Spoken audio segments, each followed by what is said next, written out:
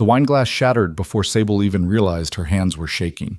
She stood frozen in the kitchen of Belle Maison, Nashville's most exclusive restaurant, staring at the red spreading across white marble like a wound that wouldn't stop bleeding. Through the service window, she could see table 7. The man sitting there had just said her husband's name, not casually, not in passing. He'd said it like a curse, like a bullet, and every server in the building had felt the temperature drop. Sable's sleeve had ridden up when she'd reached for the bottle, and now the bruise on her wrist sat exposed under the overhead lights. 5 days old, shaped like fingers. The man at table 7 was watching her. Not the wine, not the mess. Her. His eyes were dark, patient, and she knew with absolute certainty that he'd seen everything. Her breath caught. The kitchen door swung open behind her, and Marcus, the floor manager, hissed her name like a warning, but she couldn't move, couldn't think. Because the man at table 7, Lucien Voss, someone had called him, was still staring, and in that stare was a question she didn't know how to answer. If you're watching from New York, Tokyo, or a small town where nobody knows your name, stay with me.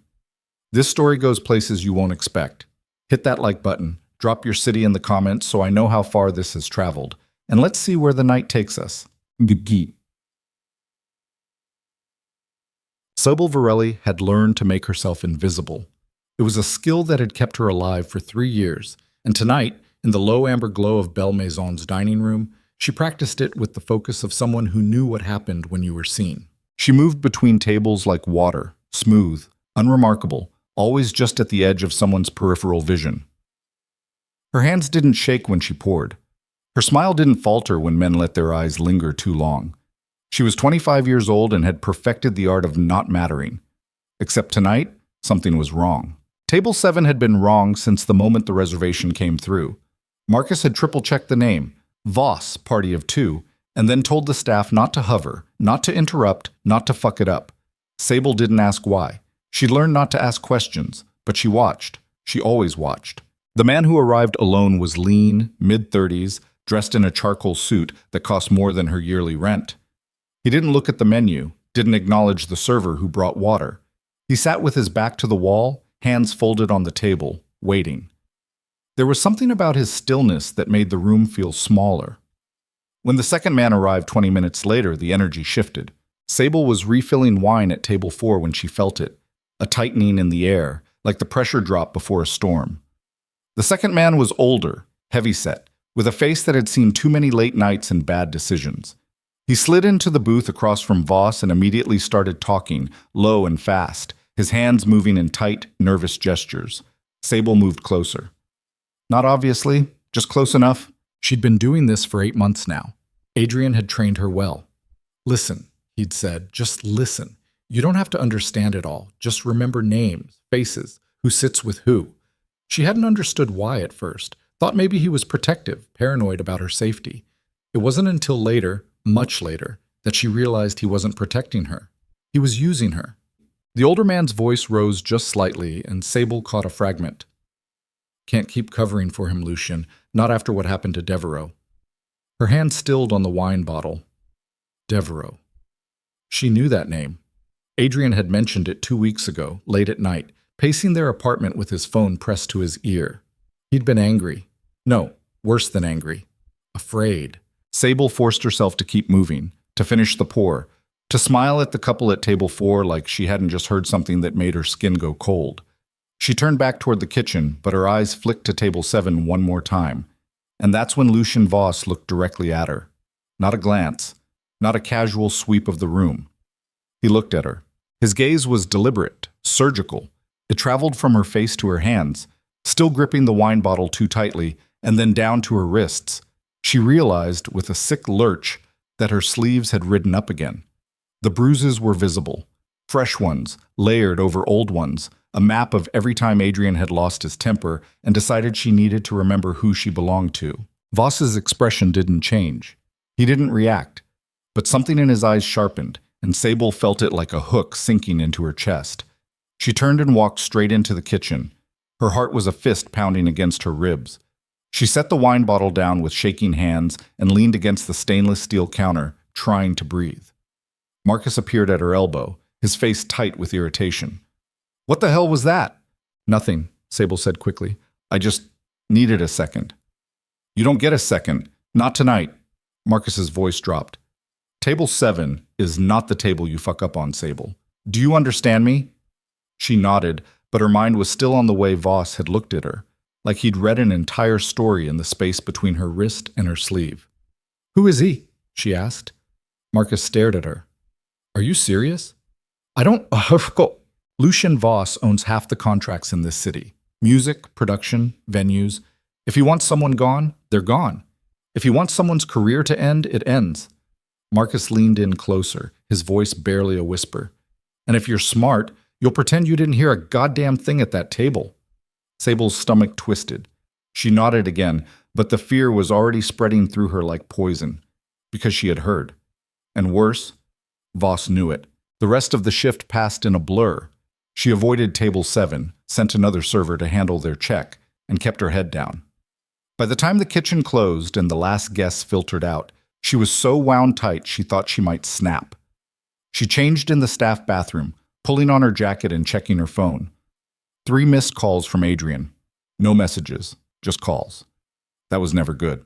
Outside, the Nashville night was cool and damp, the kind of weather that clung to your skin. Sable walked quickly toward the parking garage, her keys already in her hand. She didn't hear the footsteps behind her until a voice cut through the silence. Sable! She spun around, heart in her throat.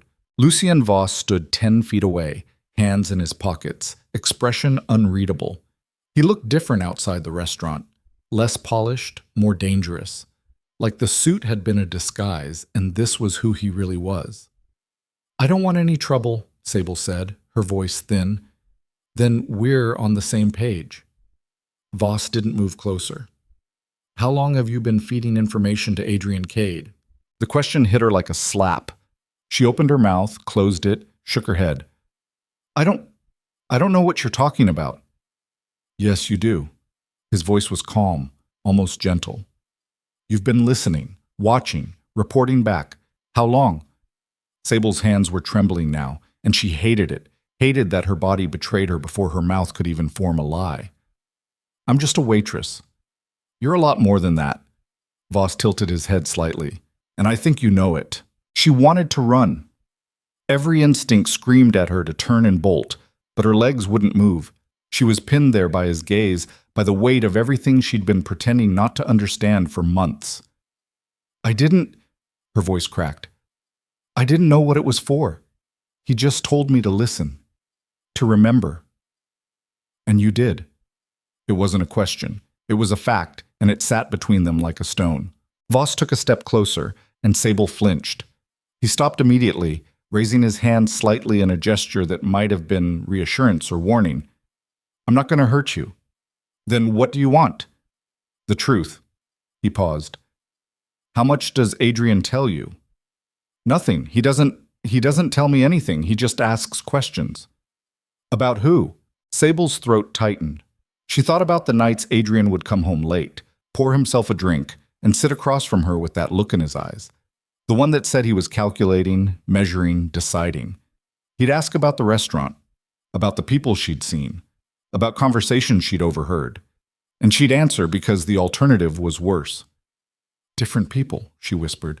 Producers, lawyers, artists. Lucien Voss? She closed her eyes. Yes.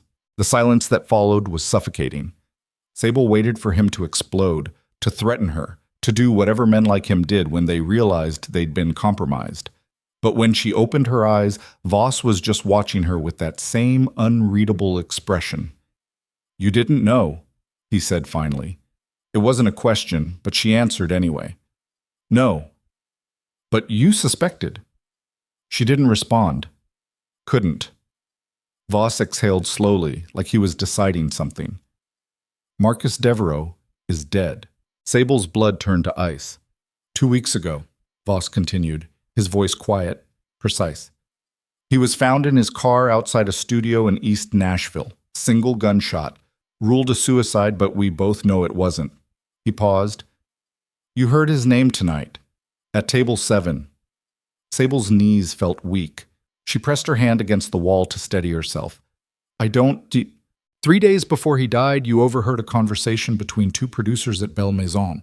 They mentioned Devereaux was ready to flip on a money laundering operation. You told Adrian. Voss's eyes didn't leave hers, and Adrian made a call. The words didn't land all at once. They seeped in slowly like water through cracks, filling every hollow space inside her until she thought she might drown. She'd told Adrian, she remembered now. She'd mentioned it casually, thinking it was just gossip, just noise. Adrian had nodded, kissed her forehead, and told her she was doing great. "Oh, God," Sable breathed. "You didn't pull the trigger," Voss said, "but you loaded the gun." She bent forward, hands on her knees, trying not to be sick. The pavement swam in front of her eyes. She could hear her own breathing, ragged and uneven, could feel the weight of what she'd done pressing down on her chest like a hand. "I didn't know," she said again, but it sounded hollow now, pathetic. "I know." Voss's voice softened, just slightly. "But that doesn't change what happened." Sable straightened slowly, wiping her eyes with the back of her hand. When she looked at him, something sharp and desperate flickered in her chest. "Are you going to kill me?" "No." The answer came too quickly, too easily. She didn't believe it. "Then what?" Voss studied her for a long moment. "I'm going to give you a choice." "What kind of choice?" "You can go home, back to Adrian. Pretend this conversation never happened. Keep doing what you've been doing until he decides you're more of a liability than an asset." He paused. "Or you can come with me." Sable laughed, a sharp, bitter sound. "Come with you? I don't even know you." "No, but you know him." Voss's gaze didn't waver. "And you know what he's capable of." She did. God, she did. The bruises on her wrists were just the surface. Beneath them were years of control, of isolation, of carefully constructed fear. Adrian had built a cage around her so slowly she hadn't noticed the bars until it was too late. "If I go with you," she said, her voice barely audible, "what happens?" "You get answers. You get space to think. And if you decide you still want to walk away, I won't stop you. And if I don't, then you help me take him down." The words hung in the air between them, heavy and irreversible. Sable looked back toward the parking garage, toward the car she'd have to drive home, toward the apartment where Adrian would be waiting. She thought about the way he'd look at her when she walked in, assessing, suspicious, already calculating what she knew and how much of a threat she posed. And then she thought about Marcus Devereaux, sitting in a car with a bullet in his head because she'd told her husband a name. "Okay," she whispered. Voss didn't smile, didn't react. He just nodded once and gestured toward a sleek black sedan parked at the curb. "Get in." Sable hesitated. Every rational part of her brain screamed that this was insane, that she was trading one dangerous man for another, that nothing good could come from this.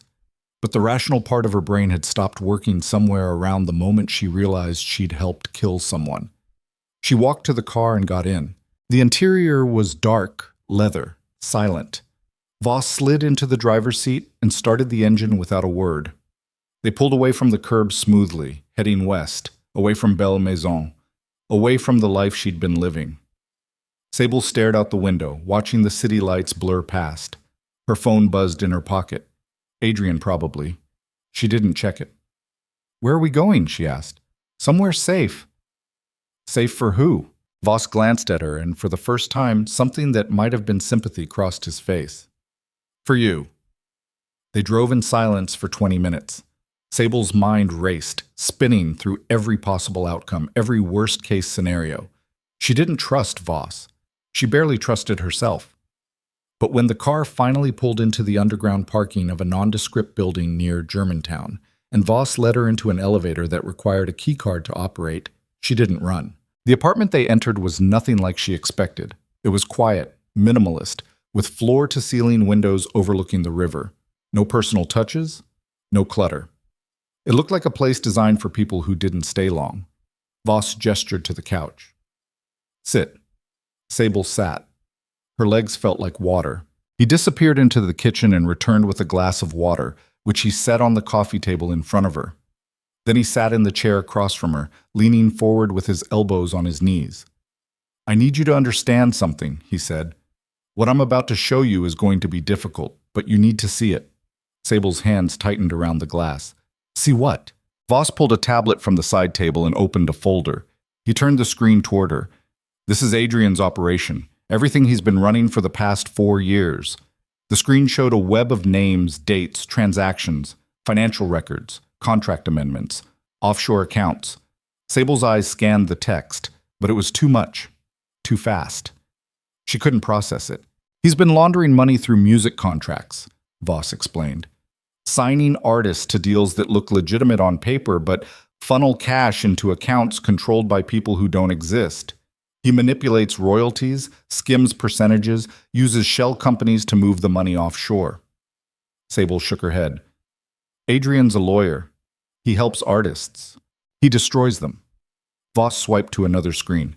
Clara Mendoza, 22 years old, signed with Adrian's firm 3 years ago. Promised a record deal, national tour, everything she'd ever wanted. 6 months later, she was broke, blacklisted, and Adrian owned the rights to every song she'd ever written.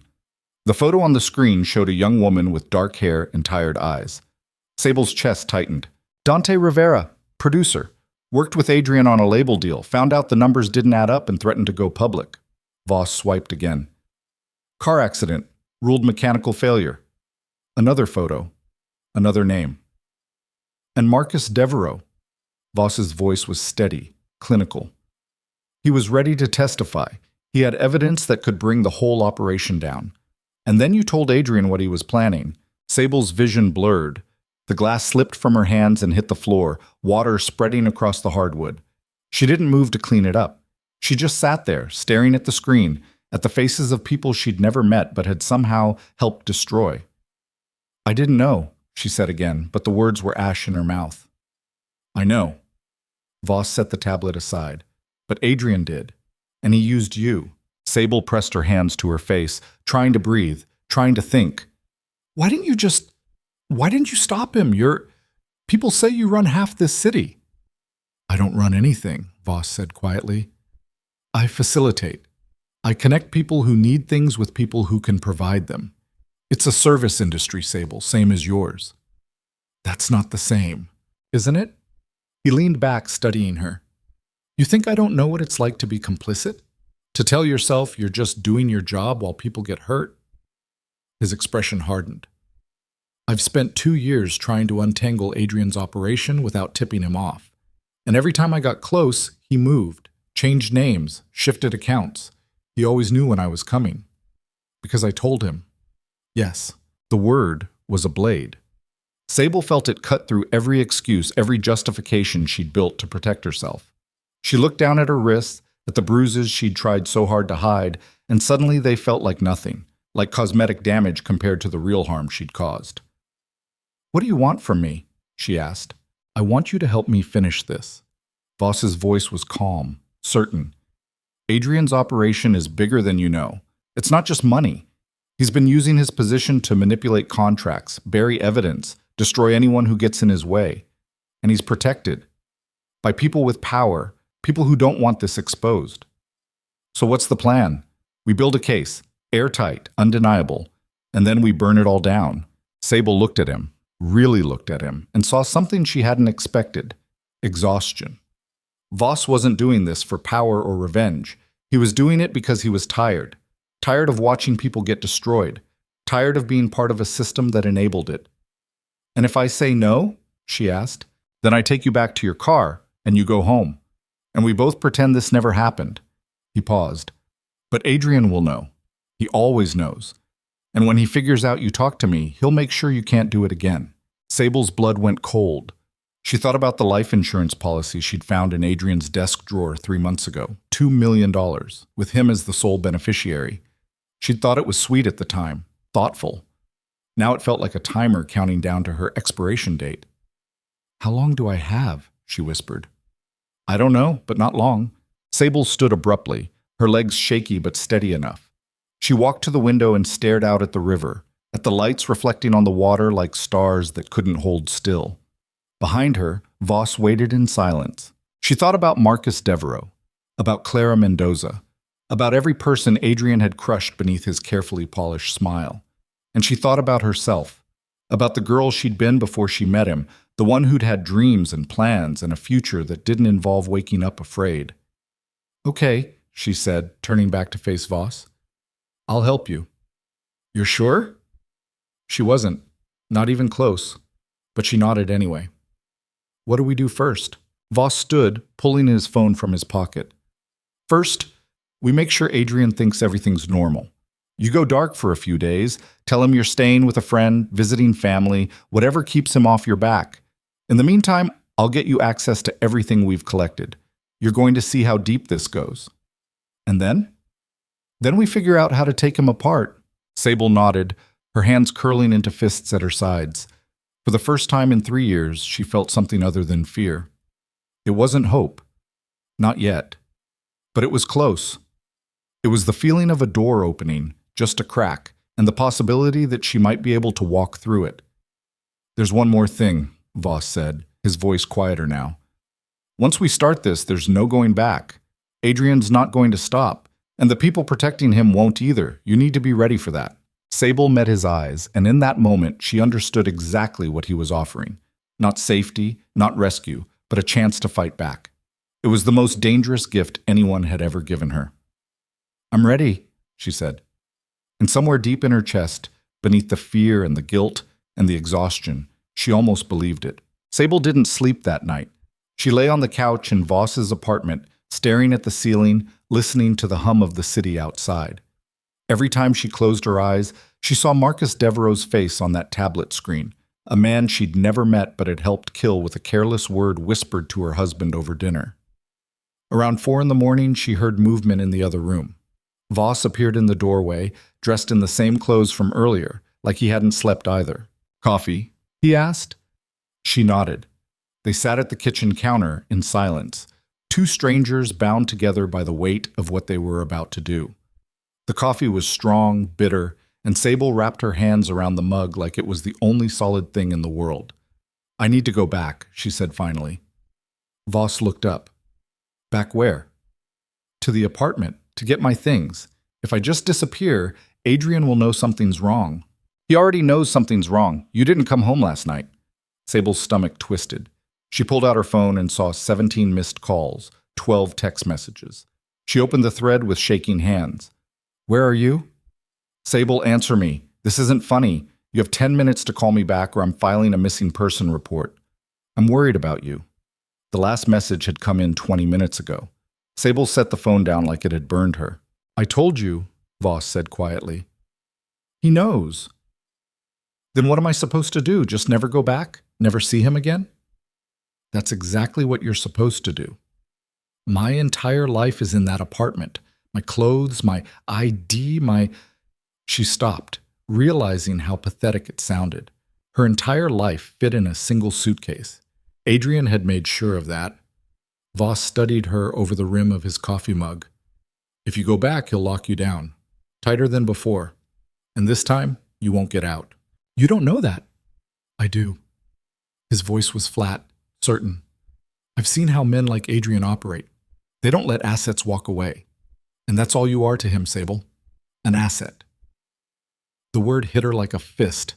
She wanted to argue, to defend the man she'd married, but the bruises on her wrists were still fresh, and the memory of his voice on those text messages, "I'm worried about you," felt like a noose tightening around her throat. "I need clothes," she said instead. I can't just wear this for the next week." Voss sighed, set down his mug, pulled out his phone. He typed something quickly, then looked back at her. "Give me your sizes. Someone will bring what you need." "Who?" "Someone I trust." "You mean someone who works for you?" "Same thing." Sable's jaw tightened. "I don't want your charity." "It's not charity, it's logistics." Voss leaned forward, his eyes sharp. "You want to help me take Adrian down? Then you need to be functional. That means clothes, toiletries, and a clear head. We don't have time for you to spiral about a suitcase." The bluntness should have angered her, but instead it felt steadying. Voss wasn't coddling her, wasn't treating her like she was fragile. He was treating her like someone who had a job to do. "Fine," she said. "Medium, size 7 shoes. That's all I need." He nodded and went back to his phone. 20 minutes later, there was a knock at the door. Voss answered it and returned with 2 shopping bags, which he set on the counter without ceremony. Bathrooms down the hall. Take your time. Sable grabbed the bags and retreated. The bathroom was as minimalist as the rest of the apartment. White tile, frameless mirror, nothing personal.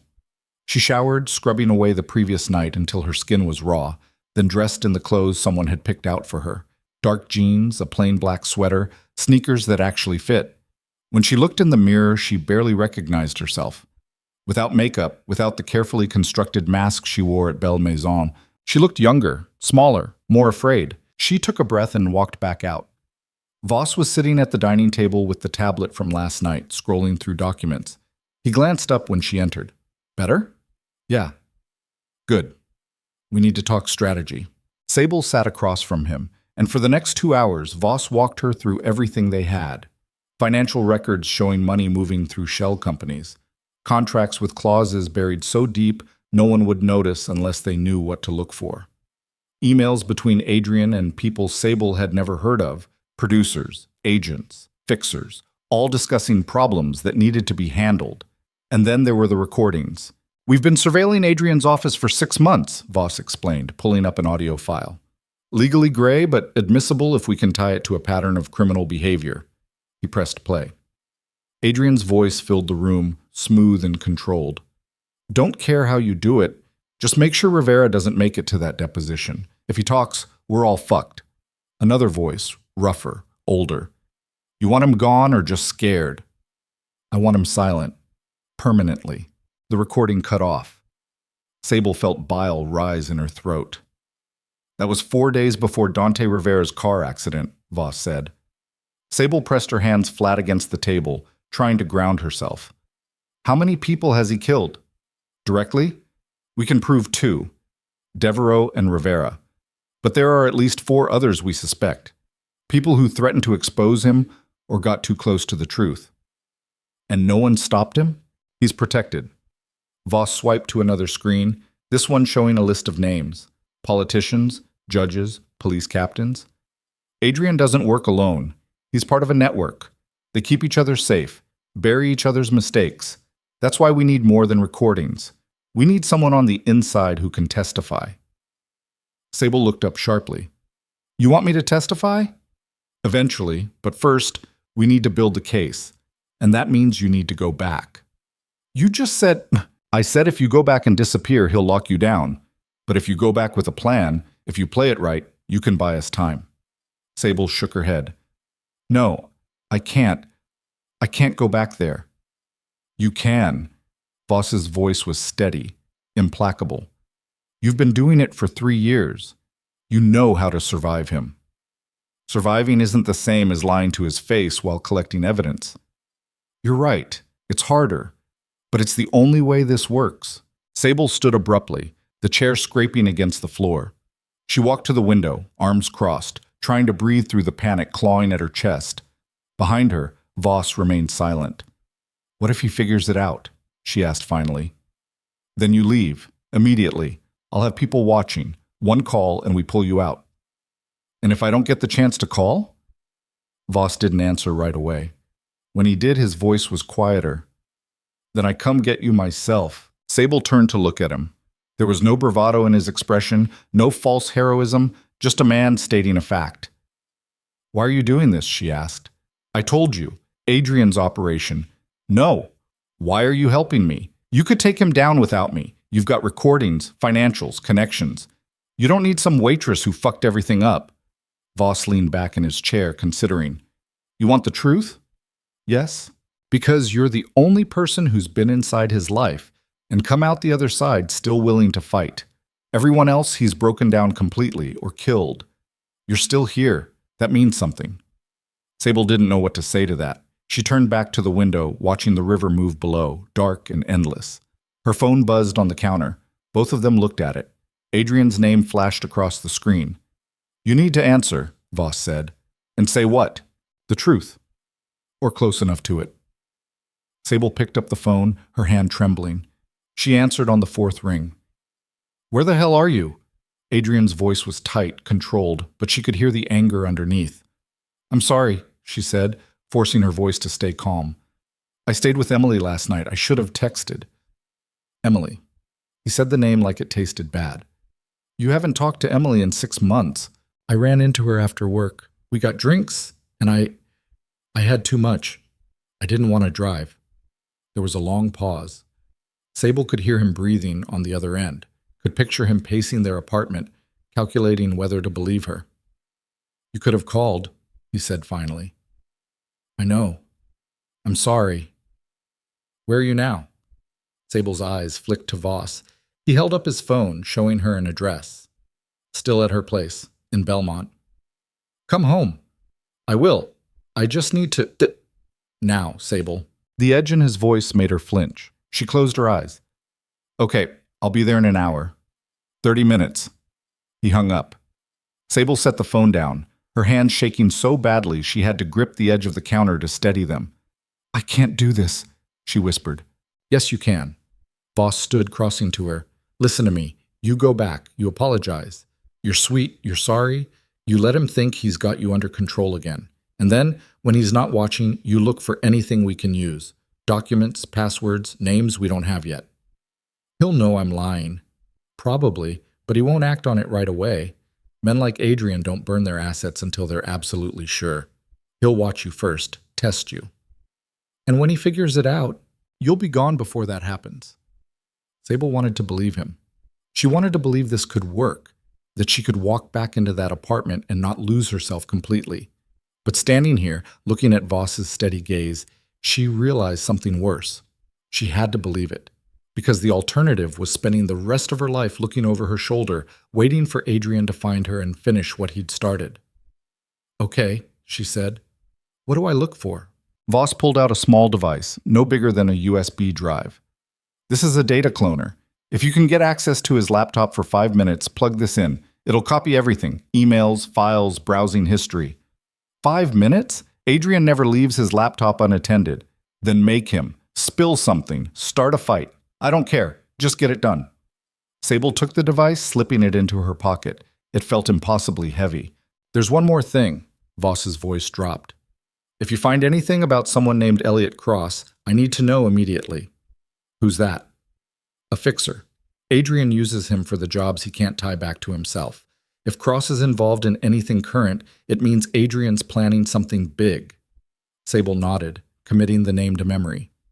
I'll drive you to Belmont, Voss said. You can call an Uber from there, make it look legitimate. Okay. 20 minutes later, Sable stood on a quiet residential street, watching Voss's car disappear around the corner. Her phone was in her hand, the Uber app open, and she felt like she was standing on the edge of a cliff with no way to tell how far the drop was. She requested the ride. The apartment was on the 15th floor of a building overlooking downtown Nashville. Sable had loved it when they first moved in. The view, the space, the way the light came through the windows in the morning. Now it felt like a cage with a view. She used her key to unlock the door and stepped inside. Adrian was standing in the living room, still dressed in his suit from work. His arms were crossed, his expression unreadable. Hey, Sable said, closing the door behind her. He didn't respond, just looked at her. I'm sorry, she continued, setting her purse on the console table. I should have called. It was stupid. It was more than stupid. His voice was calm, which was worse than anger. You disappeared for 12 hours. Didn't answer your phone. Didn't tell me where you were. I know, I'm sorry. And you expect me to believe you were just at Emily's? I was. You can call her if you want. Adrian's jaw tightened. I did. She didn't answer. Sable's heart dropped. She forced herself to stay calm, to not let the panic show on her face. She's probably at work. Right. Adrian walked toward her slowly, deliberately. So let me get this straight.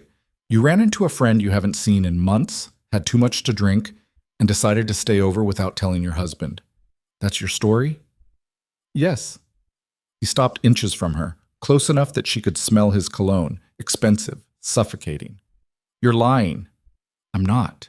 His hand moved so fast she didn't see it coming. He grabbed her chin, forcing her to look at him.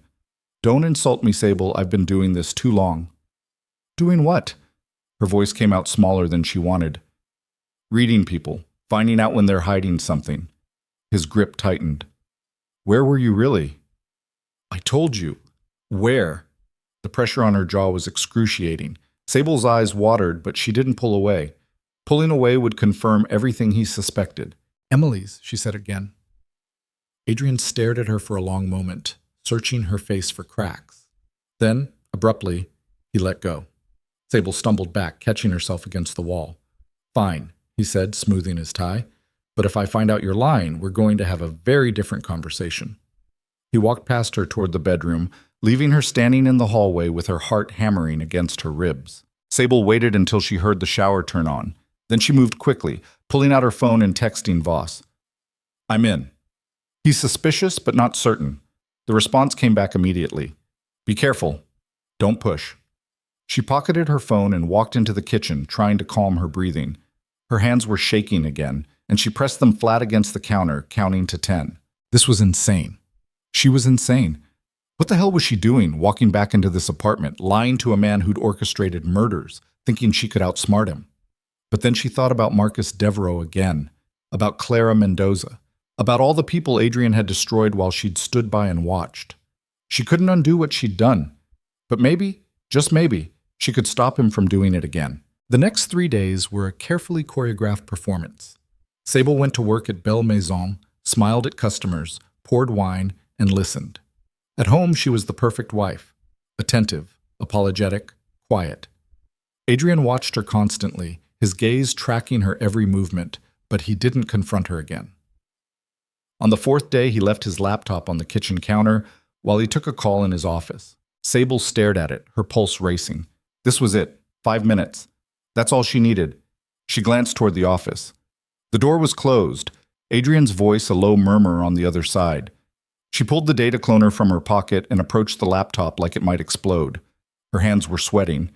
She wiped them on her jeans and flipped the laptop open. It was locked, password protected. Of course it was. She tried his birthday. Incorrect. Their anniversary. Incorrect. Her birthday. Incorrect. Shit, she whispered. She could hear Adrian's voice getting louder. He was wrapping up the call. Think. What would Adrian use as a password? Something he'd never forget but no one else would guess. And then it hit her. She typed, Virelli. 2019, the year they'd gotten married, combined with her maiden name. The laptop unlocked. Sable's hands shook as she plugged in the data cloner. A progress bar appeared on the screen. Copying files. 3 minutes remaining. Adrian's voice stopped. She heard his footsteps. Fuck, she breathed. She minimized the progress window and opened a random folder, trying to look casual. The footsteps got closer. The office door opened. Sable? Yeah? She didn't turn around. What are you doing? Looking up a recipe. My phone's dead. Adrian appeared in the doorway. His eyes went immediately to the laptop. On my computer? Mine's in the bedroom. I didn't think you'd mind. He walked toward her slowly. Sable's heart was a drum beating in her ears. Behind the fake window she'd opened, the real progress bar ticked upward. 2 minutes remaining. What recipe? Adrian asked. That pasta thing you like. With the lemon. He leaned over her shoulder, his breath warm against her neck. Show me. Sable's mind went blank. She couldn't think, couldn't breathe. She clicked on a random food blog, praying it would load fast enough. The page appeared. Some kind of chicken dish. Not pasta, not lemon. Wrong. That's chicken, Adrian said. I know. I was comparing. The lie came out smooth, automatic. I wanted to see if I could do a chicken version too. 1 minute remaining. Adrian straightened, studying her. You're acting strange. I'm not. You are. Ever since that night you stayed at Emily's. I told you. I'm sorry about... I called her again, Adrian interrupted. She finally answered. Sable's blood turned to ice. And you know what she said? Adrian's voice was soft, dangerous. She said she hasn't seen you in 8 months. 30 seconds. Sable stood slowly, turning to face him. She's confused. We got drinks at... Stop lying! Adrian's hand shot out, slamming the laptop closed. I know you weren't with her, so I'm going to ask you one more time. Where were you? The data cloner was still plugged into the laptop. If he opened it, if he saw it, this was over. I was walking, Sable said, her voice shaking. I needed space. I couldn't come home yet, so I walked around downtown for a few hours and then slept in my car. Why? Because I'm tired, Adrian. I'm tired of being watched all the time, of feeling like I can't breathe without you asking me why. It was the truth, or close enough to it. And maybe that's why it landed. Adrian's expression shifted, something almost like hurt flickering across his face. You could have told me that. No, I couldn't. Every time I try to tell you how I feel, you make it about something else. He stared at her for a long moment. Then he opened the laptop again. Sable's heart stopped, but the progress bar was gone. The cloner had finished. All that remained on the screen was the chicken recipe she'd pulled up. Adrian scanned the page, then closed the laptop again. I'm going to the office. We'll talk about this later. He grabbed his briefcase and walked out without another word. The moment the door closed, Sable collapsed against the counter, gasping for air. Her whole body was shaking, adrenaline crashing through her system like a wave. She pulled the data cloner from the laptop and stared at it. The tiny light on the side blinked green. Transfer complete. Sable nearly laughed. She'd done it. She'd actually fucking done it. She texted Voss, got it. His response came back within seconds. Get out. Now. Sable didn't hesitate. She grabbed her purse, the data cloner, and walked out of the apartment without looking back. She met Voss at a coffee shop in East Nashville, sliding the device across the table like it was contraband. You're sure it copied everything? She asked. Voss plugged it into his own laptop, his fingers moving quickly across the keyboard. Yeah, emails, files, search history. Jesus, Sable, this is everything. She watched him scroll through Adrian's emails, her stomach churning. There were hundreds of them, thousands maybe. Communications with people she'd never heard of, coded language that didn't make sense. And then Voss stopped, his face going pale. What? Sable asked. He turned the laptop toward her. On the screen was an email from 3 days ago. The subject line read, Re the Varelli problem. Sable's hands went numb. She leaned forward, reading. Adrian, understand your concern, but eliminating the asset now would raise too many questions. Suggest staged accident within the next 2 weeks. Make it look natural. Cross is standing by. M. Sable read it twice. 3 times. The words didn't change. He's going to kill me, she whispered. Voss closed the laptop. Not if we move first. 2 weeks. He's giving himself 2 weeks. Then we have less than that to finish this. Sable looked up at him, and for the first time she felt something crack inside her. The last fragile piece of the person she'd been before all of this. The girl who'd believed Adrian loved her. The girl who thought she could survive by staying small and quiet. That girl was gone. What do we need to do? She asked, and her voice was steady now, cold. Voss met her eyes. We go to war. Going to war turned out to mean sitting in a cramped office above a pawn shop in East Nashville, staring at computer screens until Sable's eyes burned and her back ached from the cheap chair Voss had given her. 3 days had passed since she'd walked out of the apartment. 3 days of combing through Adrian's emails, cross-referencing names with financial records, building a timeline of every deal, every threat, every body that had piled up in his wake. Voss worked across from her, barely speaking except to ask questions or point out connections she'd missed. There was a third person now, too, a woman named Maya Chen who'd shown up on day 2 with a laptop and an FBI credentials case that she set on the desk like a warning. I'm not officially here, Maya had said when Voss introduced them. As far as my bosses know, I'm on vacation, but I've been tracking Adrian Cade for 18 months, and if you two have what you say you have, I want in. Sable had looked at Voss, who'd nodded once. That was apparently all the vetting required. Now Maya sat to Sable's left, her fingers flying across the keyboard as she built what she called the framework, a prosecutable case that could survive the inevitable assault from Adrian's lawyers. We've got him on money laundering, Maya said, not looking up from her screen. Multiple counts. The contracts alone are enough to put him away for 15 years. But not for murder, Sable said. Maya glanced at her. No, not yet. The recordings are circumstantial. We need something concrete. A witness who can testify to direct involvement. What about Elliot Cross? Voss asked. He's a ghost. No address, no known associates, nothing in any database. If Cross exists, he's been scrubbed clean. Sable leaned back in her chair, rubbing her eyes. So we have financial crimes, but not the murders. That's not enough. It's enough to start, Maya said. Once Adrian's in custody, people will talk. They always do. And if they don't? Maya's expression hardened. Then he does 15 years instead of life. Either way, he's done. It should have felt like progress. It should have felt like winning.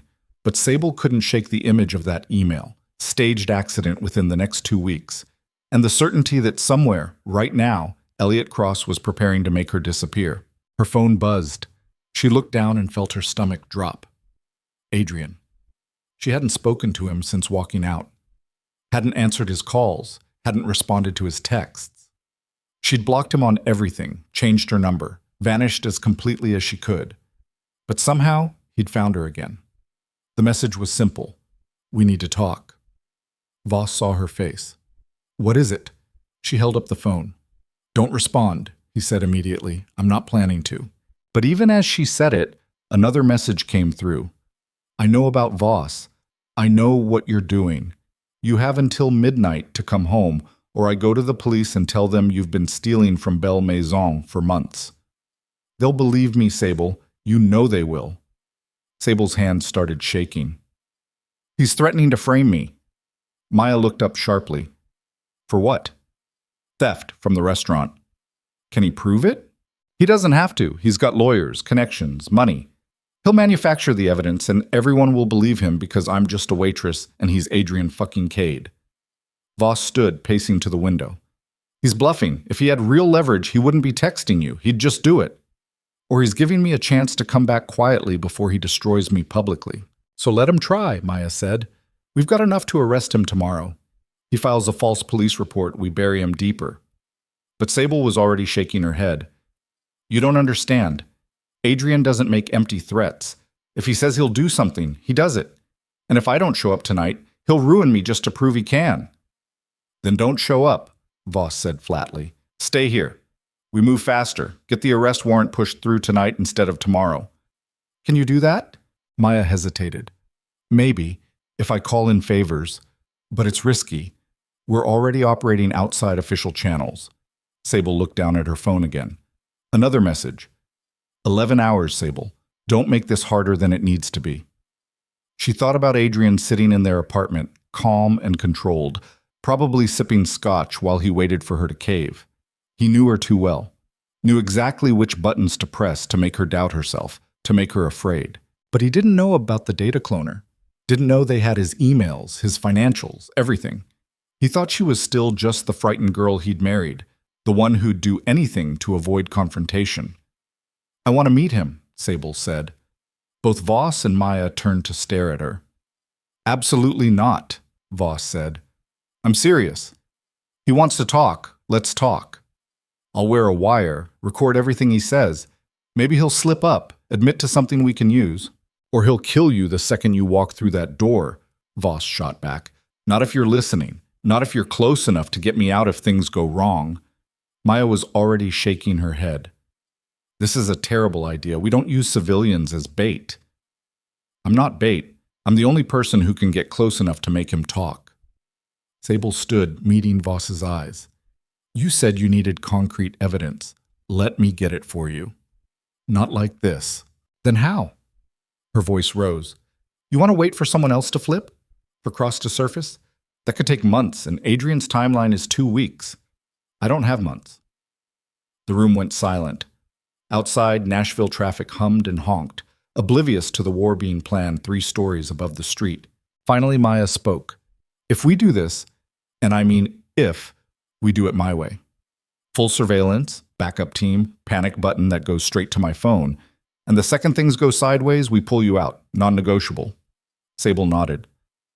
Okay. This is insane, Voss muttered, but he didn't argue further. They spent the next 6 hours preparing. Maya called in a contact who brought equipment, a wire so small it fit inside the button of Sable's shirt, a panic device disguised as a ring.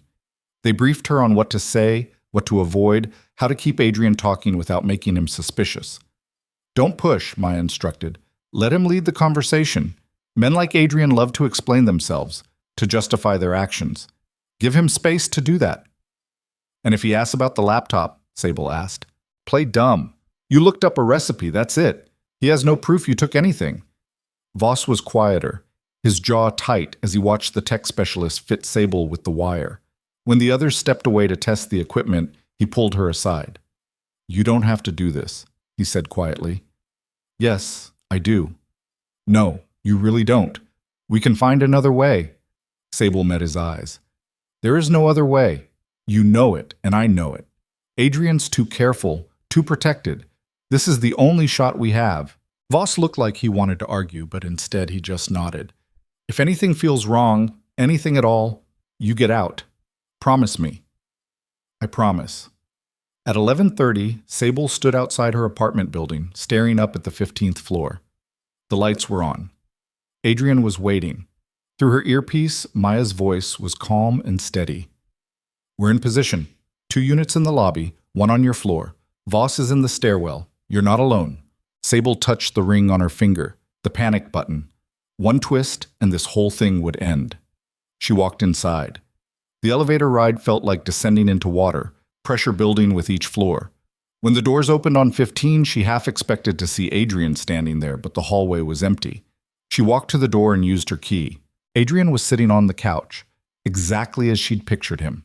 Scotch in hand, posture relaxed, like they were about to have a pleasant conversation about the weather. "You came," he said. "You didn't give me much choice." "There's always a choice, Sable. You just finally made the right one." He gestured to the chair across from him. "Sit." She sat, keeping her hands folded in her lap so they wouldn't shake. Adrian studied her for a long moment. "You look different. I haven't been sleeping well." "I imagine not. Guilty conscience will do that." Sable's pulse jumped, but she kept her face neutral. "Guilty of what?" "I think you know." "I really don't, Adrian. You sent me cryptic threats and demanded I come home, so here I am. What do you want?" He took a slow sip of his drink, then set the glass down with deliberate care. "I want to know who Lucien Voss is to you." There it was. Direct, no pretense. "He's no one," Sable said. "I serve him at the restaurant sometimes." "Don't lie to me." Adrian's voice stayed calm, but something cold slipped into his eyes. "I had someone check the security footage from Belle Maison.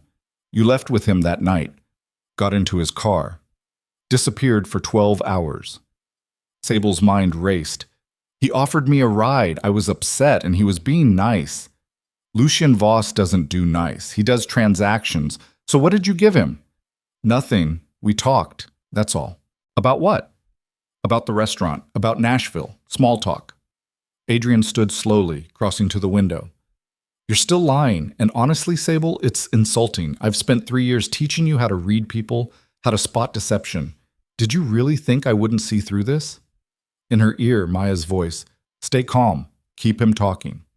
"I'm not lying," Sable said. "I went for a drive with someone from the restaurant because I needed space. That's not a crime." "No, but corporate espionage is." Adrian turned to face her. "That's what this is, isn't it? Voss got to you, convinced you to spy on me, to steal information." "That's ridiculous." "Is it? Because I've been thinking about that night you were on my laptop, the recipe you were supposedly looking up, and I started wondering, what if it wasn't about the recipe at all?" Sable's throat went dry. "I don't know what you mean." Adrian walked toward her slowly, each step measured. "I had my IT guy check the computer. He found something interesting, a program running in the background that day. A data transfer." The room tilted. Sable gripped the arms of the chair, trying to keep her breathing steady. "Someone copied my entire hard drive," Pshes, Adrian continued. "Every file, every email, every document, and the timestamp matches exactly when you were sitting at that computer." In her ear, "Sable, abort, get out now." But she couldn't move, couldn't speak, because Adrian was standing right in front of her now, close enough that she could see the fury barely contained beneath his calm exterior.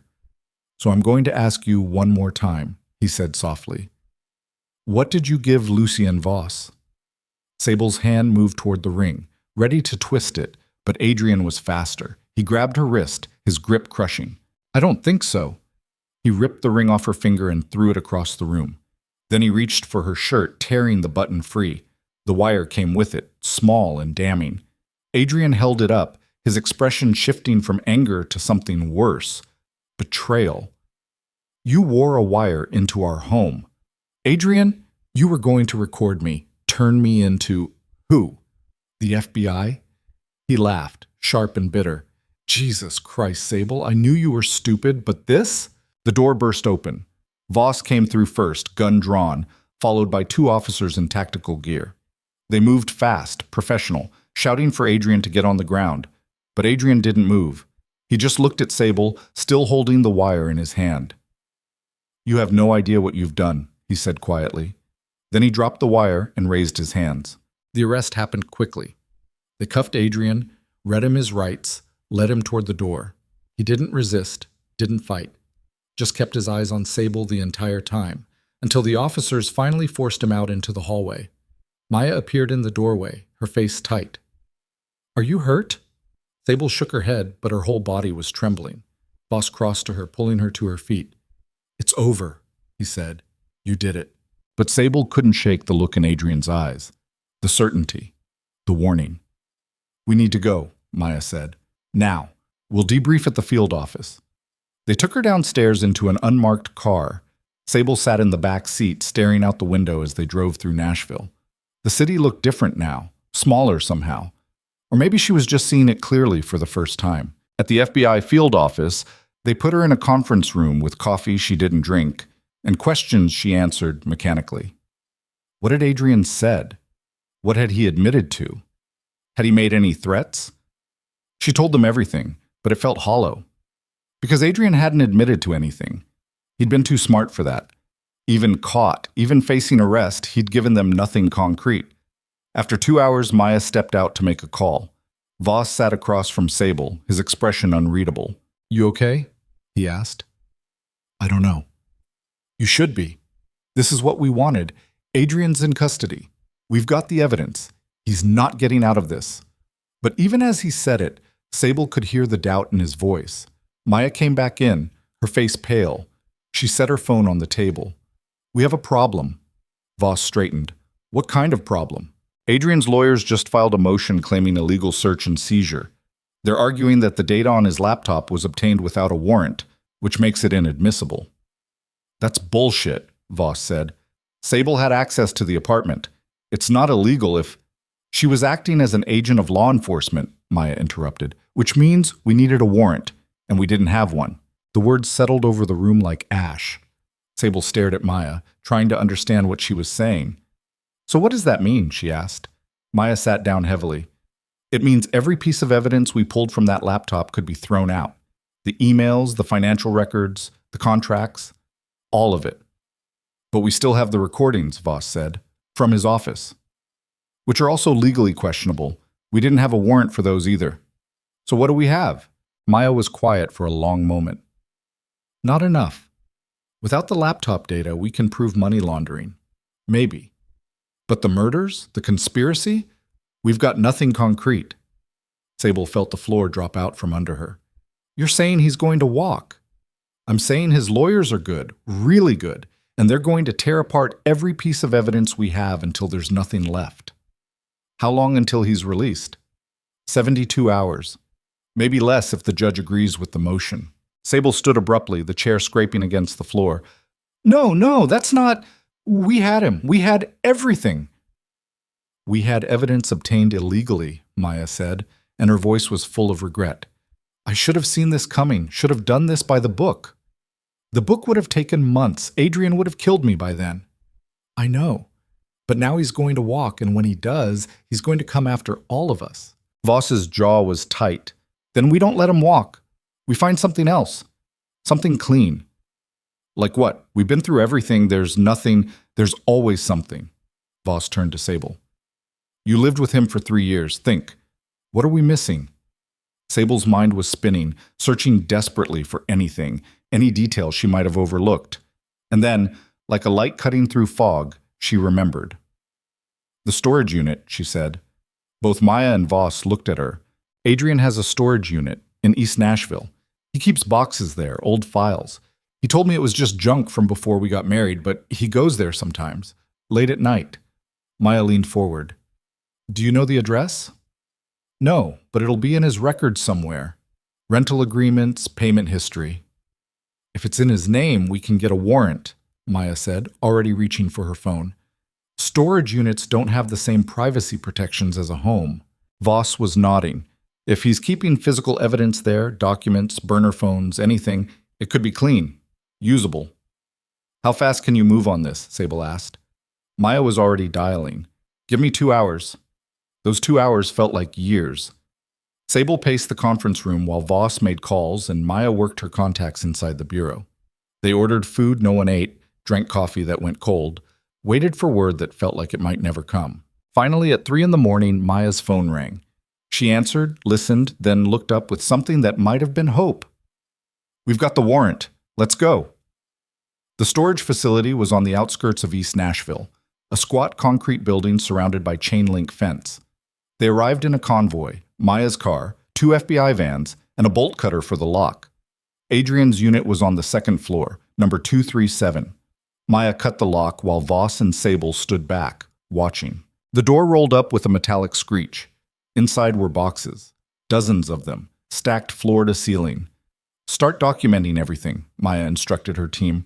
Photos first, then we open them one by one. The agents moved in with cameras and gloves.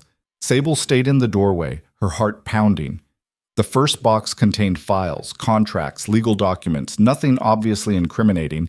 The second was the same, the third, and then one of the agents opened a box near the back and went very still. Agent Chen, he said quietly, you need to see this. Maya crossed to him. Sable watched her face go pale. What is it? Voss asked. Maya didn't answer. She just reached into the box and pulled out a phone, then another, and another. 7 burner phones, each tagged with a date. Bag them, Maya said, her voice shaking. All of them. But that wasn't all. In the box beneath the phones, they found something else. A ledger. Handwritten entries, dates and names and dollar amounts. And in the margins, notes in Adrian's handwriting.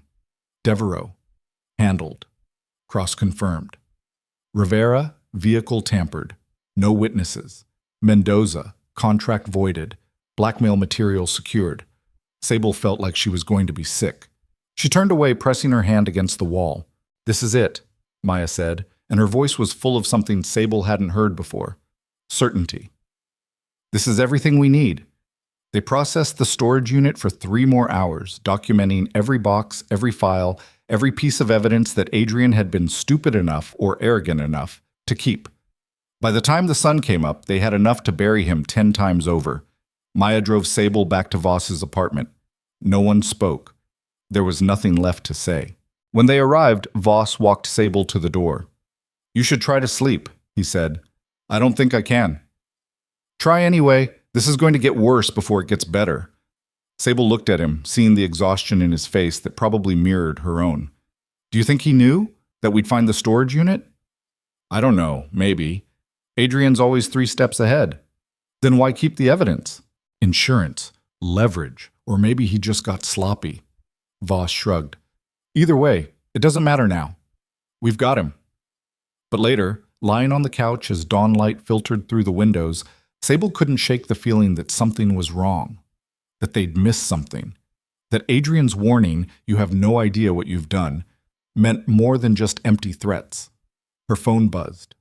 Unknown number. She almost didn't answer, but something made her pick up. Hello? The voice on the other end was unfamiliar. Male, calm, professional. Sable Varelli? Who is this? My name is Elliot Cross. I believe your husband mentioned me. Sable's blood turned to ice. She sat up, her hand shaking so badly she almost dropped the phone. I'm calling as a courtesy, Cross continued, to let you know that Mr. Cade has activated a contingency plan. I've been authorized to proceed with our original arrangement. What arrangement? The one involving your accident. He said it so casually, like he was discussing the weather. I wanted to give you a chance to reconsider your cooperation with law enforcement. If you withdraw your statement and destroy the evidence you've collected, Mr. Cade is willing to call this off. He's in custody. He can't... Mr. Cade has resources you can't imagine, Mrs. Varelli. Prison is temporary. But what I do is permanent. Sable's mind raced. If you touch me, the FBI... The FBI can't protect you. Not from me. Not from what's coming. Cross paused. You have 24 hours to decide. After that, the original timeline resumes, and I promise you, it won't be pleasant." The line went dead. Sable sat there, staring at the phone, her entire body numb. Then she stood and walked to where Voss was sleeping in the bedroom. She knocked on the door. "We have a problem." When she told him about the call, Voss's expression went dark. He immediately called Maya, who arrived 30 minutes later looking like she hadn't slept either. "Cross is a professional," Maya said grimly. "If Adrian activated him, he's not bluffing. We need to move you to a safe house immediately." "For how long?" "Until this is over. Until Adrian's convicted and Cross has no reason to come after you. That could be months." "I know." Sable looked between them, seeing the truth neither wanted to say out loud. Even with all the evidence they'd found, even with Adrian in custody, he still had power, still had reach, and he was willing to use it to destroy anyone who stood against him. "There has to be another way," she said.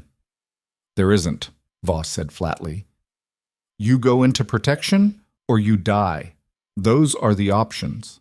Sable walked to the window, staring out at Nashville one more time. The city she'd tried so hard to survive in, the city that had nearly killed her. And then standing there with the morning light washing over her face, she made a decision. "No," she said quietly. Maya and Voss exchanged glances. "No what?" Maya asked. Sable turned to face them. "I'm not hiding. I'm not spending the rest of my life looking over my shoulder waiting for some killer to decide I'm worth the trouble. If Adrian wants a war, then let's finish it. Sable, I mean it. We have the evidence. We have his ledger, his phones, everything. So let's use it. Let's make this so public, so undeniable, that even Cross won't be able to touch me without bringing down everyone connected to Adrian." Voss was already shaking his head. "That's suicide." "No. Hiding is suicide. At least this way, I go out fighting." Maya looked at her for a long moment, then slowly nodded. "What did you have in mind?" And for the first time since this whole nightmare began, Sable smiled. It wasn't a happy smile. It was the smile of someone who'd finally stopped running and decided to stand her ground. "There's a gala next week," she said, "the Nashville Music Awards. Adrian was supposed to receive an award for his legal work in the industry. Every major player in the city will be there. Press, cameras, live broadcast." "You want to expose him publicly," Voss said. "I want to burn his entire world down in front of everyone he's ever tried to impress." Maya was quiet, thinking. Then, "It could work. If we coordinate with the prosecutor, get the arrest timed right, we could make this the biggest scandal Nashville's ever seen. And if Cross comes after me, then we'll be ready for him too." Sable looked at both of them, these two people who'd risked everything to help her, and felt something shift inside her chest. Not hope. Not yet. But something close to it. The feeling of taking control of her own story for the first time in 3 years. "Okay," she said. "Let's do it." Outside, the sun continued to rise over Nashville, indifferent to the war being declared in a small apartment above the city. But inside, 3 people began planning the kind of ending that would make sure Adrian Cade's name was never spoken without discussed again.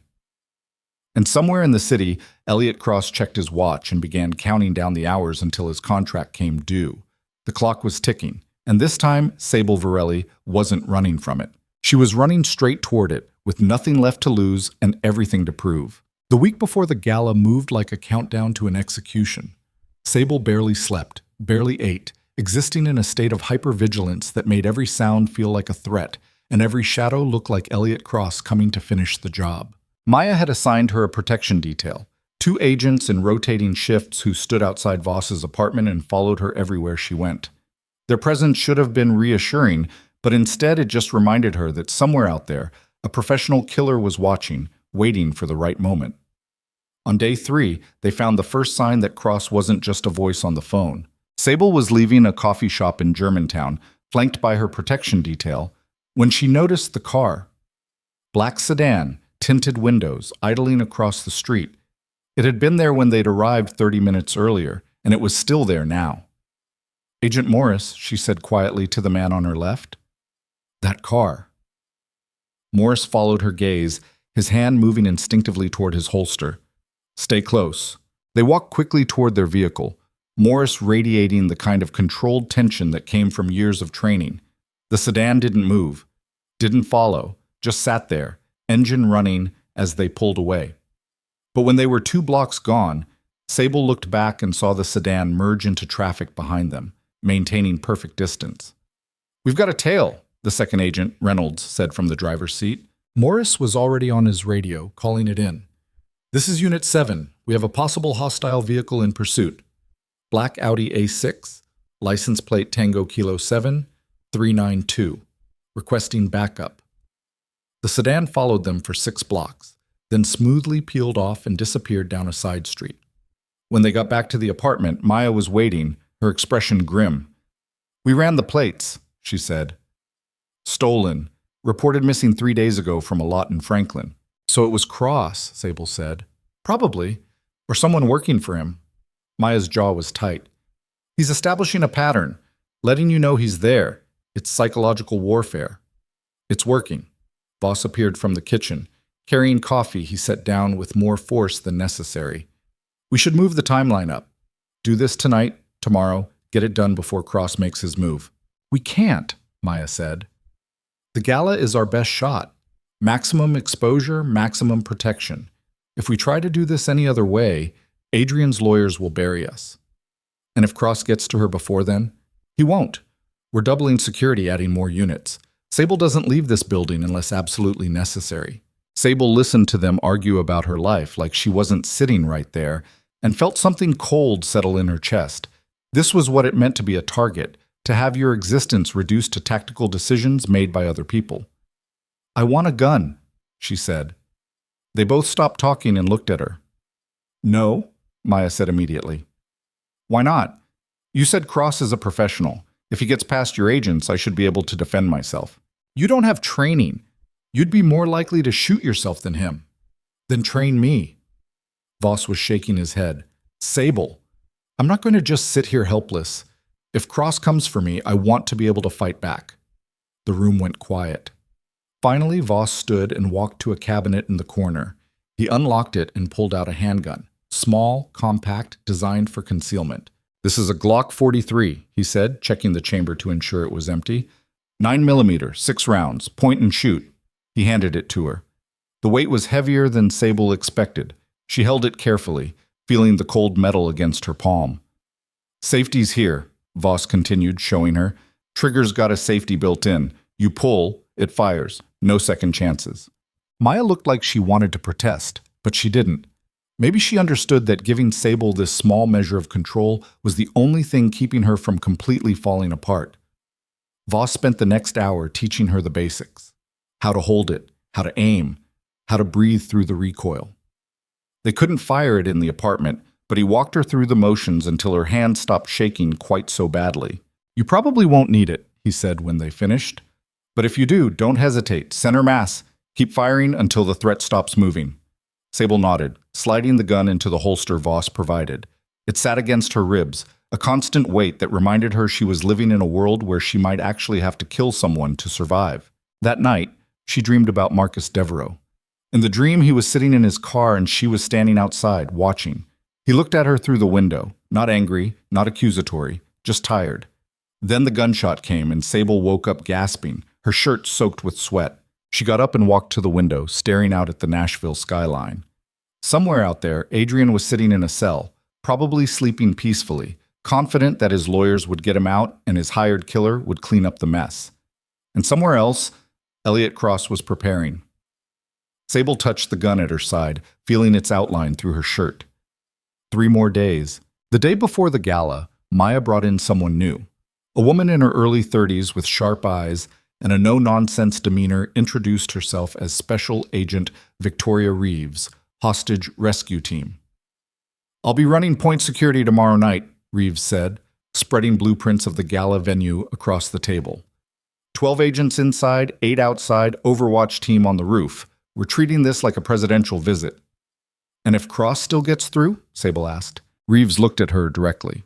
"Then I personally put him down. That's what I'm here for."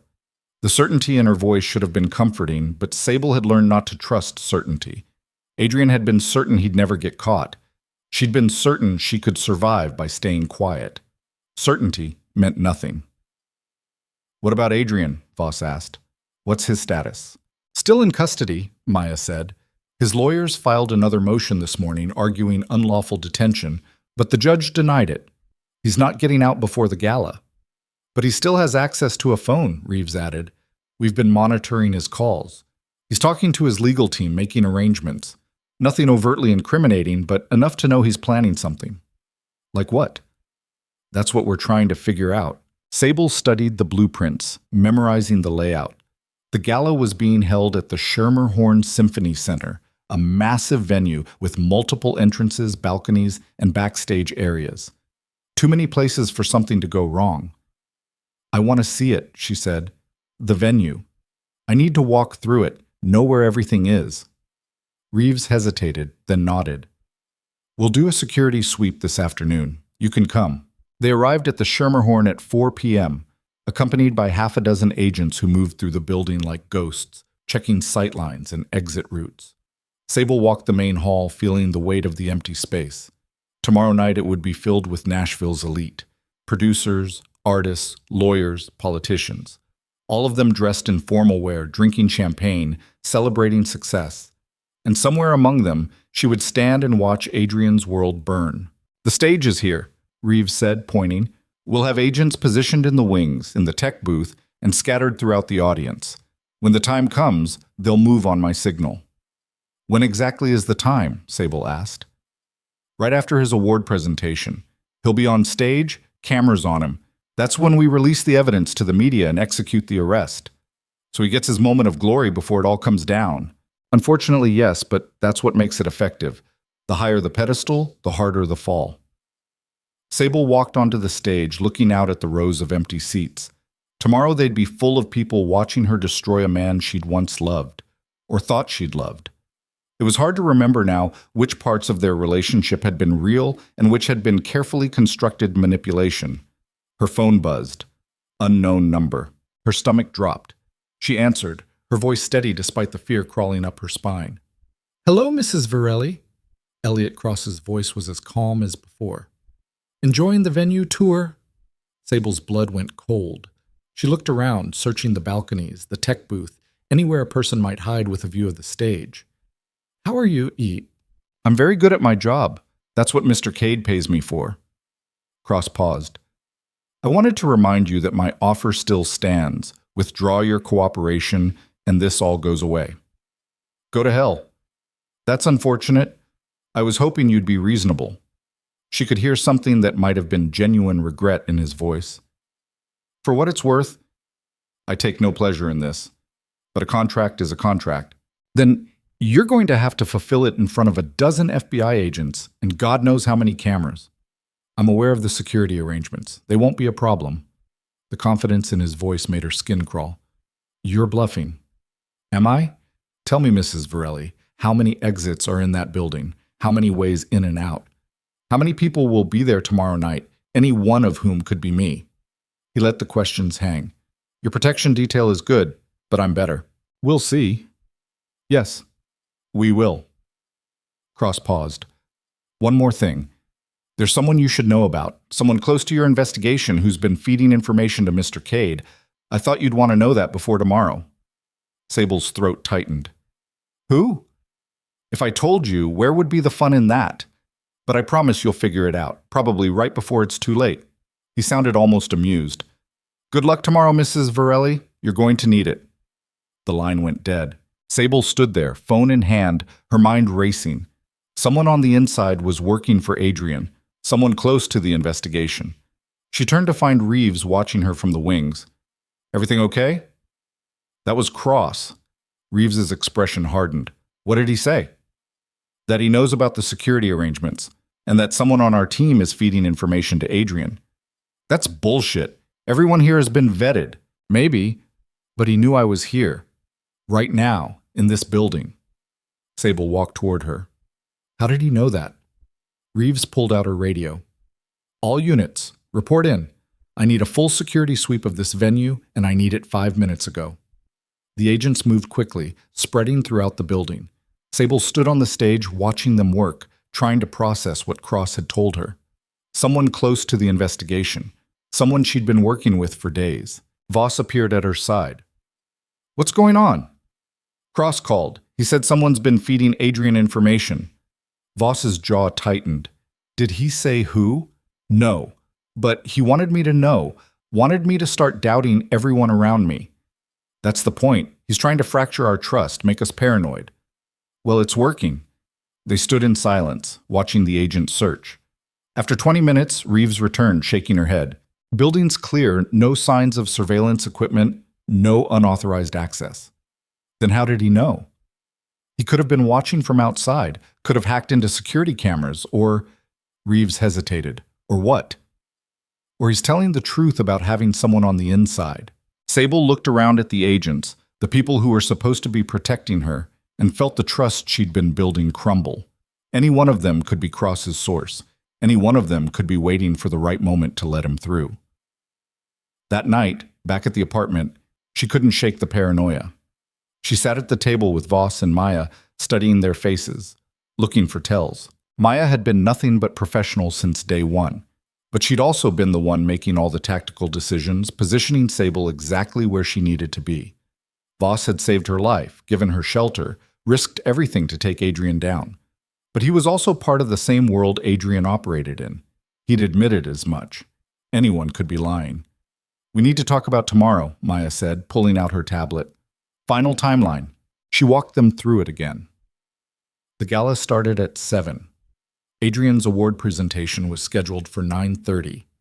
At 9:45, the evidence would go live, uploaded to every major news outlet simultaneously. At 9:50, federal marshals would take Adrian into custody on stage.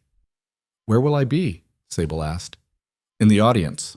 Front row, surrounded by agents. When the arrest happens, we extract you immediately and take you to a secure location. And Cross? If he makes a move, we'll be ready. But Sable could see the doubt in Maya's eyes. Cross was a professional who'd evaded law enforcement for years.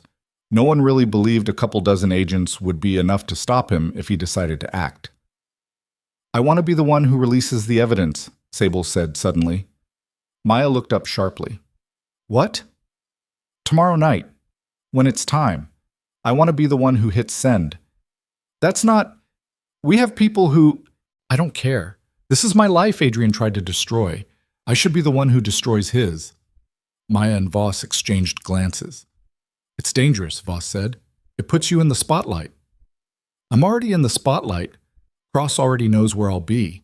At least this way I get to do something instead of just sitting there waiting to be killed. Maya was quiet for a long moment. Then she nodded. Okay, we'll set it up. But the second the upload is complete, we're moving you out. No arguments. Deal. That night, Sable lay awake again, this time not from fear, but from a kind of electric anticipation. Tomorrow, everything would end, one way or another. Either Adrian would be exposed and Cross would be stopped, or she'd be dead and Adrian would walk free. She thought about calling her mother, who she hadn't spoken to in 2 years. Thought about writing something down, some kind of final message in case things went wrong. But in the end, she just lay there, feeling the weight of the gun against her ribs, and waited for morning. The day of the gala arrived with unseasonable warmth, the kind of perfect spring weather that felt like a lie.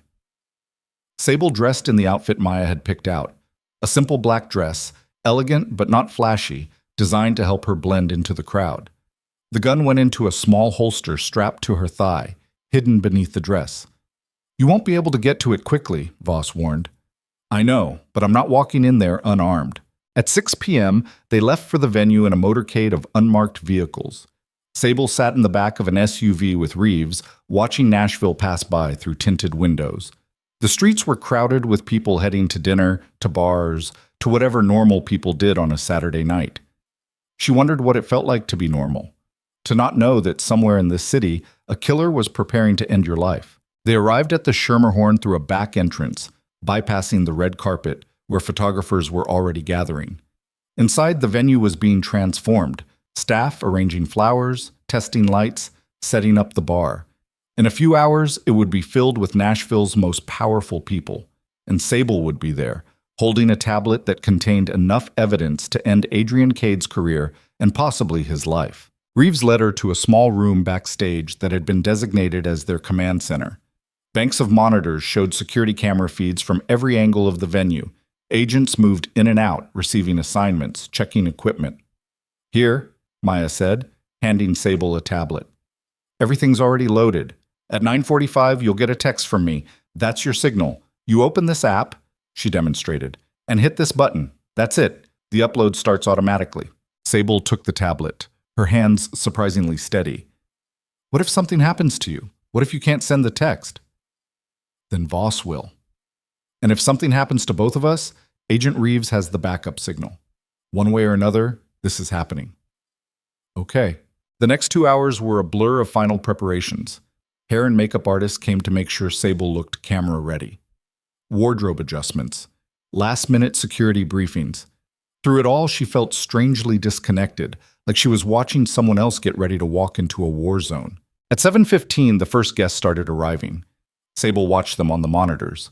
Men in tuxedos, women in designer gowns, all smiling and laughing like this was just another glamorous night in Nashville. At 8:30, Voss found her standing alone in the command center, staring at the screens. "How are you doing?" he asked. "I don't know. Ask me tomorrow." He moved to stand beside her, close enough that their shoulders almost touched. "I meant what I said before. If anything feels wrong, you get out. Screw the plan, screw the evidence. You run." "I won't need to run. You'll all be there." "Sable, I'm not running anymore, Lucien." She turned to look at him, and for the first time she saw real fear in his eyes. Not for himself, for her. "Whatever happens tonight, I need you to know that you gave me something no one else has in 3 years." "What's that?" "A choice." Before he could respond, Maya appeared in the doorway. "It's time." Sable took a breath, picked up the tablet, and followed them out. The main hall was stunning. Crystal chandeliers cast warm light over hundreds of guests seated at round tables covered in white linen. A string quartet played softly in the corner. On stage, a podium stood ready for the night's presentations. Sable's seat was front row, center, exactly as planned. She sat down, flanked by agents posing as guests. Voss was 3 seats to her left. Maya was somewhere in the back, coordinating with the team. The program started. Speeches about Nashville's music legacy, about the importance of the industry, about the lawyers and executives who made it all possible. Sable barely heard any of it. Her eyes kept scanning the crowd, looking for anyone who seemed out of place, anyone who might be Elliot Cross. But everyone looked normal, wealthy, comfortable, safe. At 9:20, the MC stepped to the podium. And now, the moment we've all been waiting for. This year's Legal Excellence Award goes to a man whose dedication to his clients and tireless work ethic have made him one of Nashville's most respected attorneys. Please welcome Adrian Cade. The room erupted in applause. Sable's stomach turned. A side door opened, and Adrian walked out. He was wearing a tuxedo, his hair perfectly styled, his smile warm and humble. He looked exactly like the man she'd married. Charming, successful, untouchable. No handcuffs, no prison jumpsuit. Just Adrian, freed on some technicality she hadn't been briefed on, walking onto that stage like he owned it. Sable's heart stopped. She looked at Voss, whose face had gone pale. Around the room, she could see agents speaking urgently into their radios. This wasn't the plan. Adrian took the podium, accepting the Crystal Award with practiced grace. He looked out at the audience, his eyes scanning the crowd until they found her. He smiled. "Thank you," he said into the microphone, his voice carrying through the hall. "This is truly an honor. When I started my career 20 years ago, I never imagined I'd be standing here, surrounded by so many of you who've become not just colleagues, but friends." Sable's phone buzzed. A text from Maya. "Abort. Get out now." But Sable didn't move.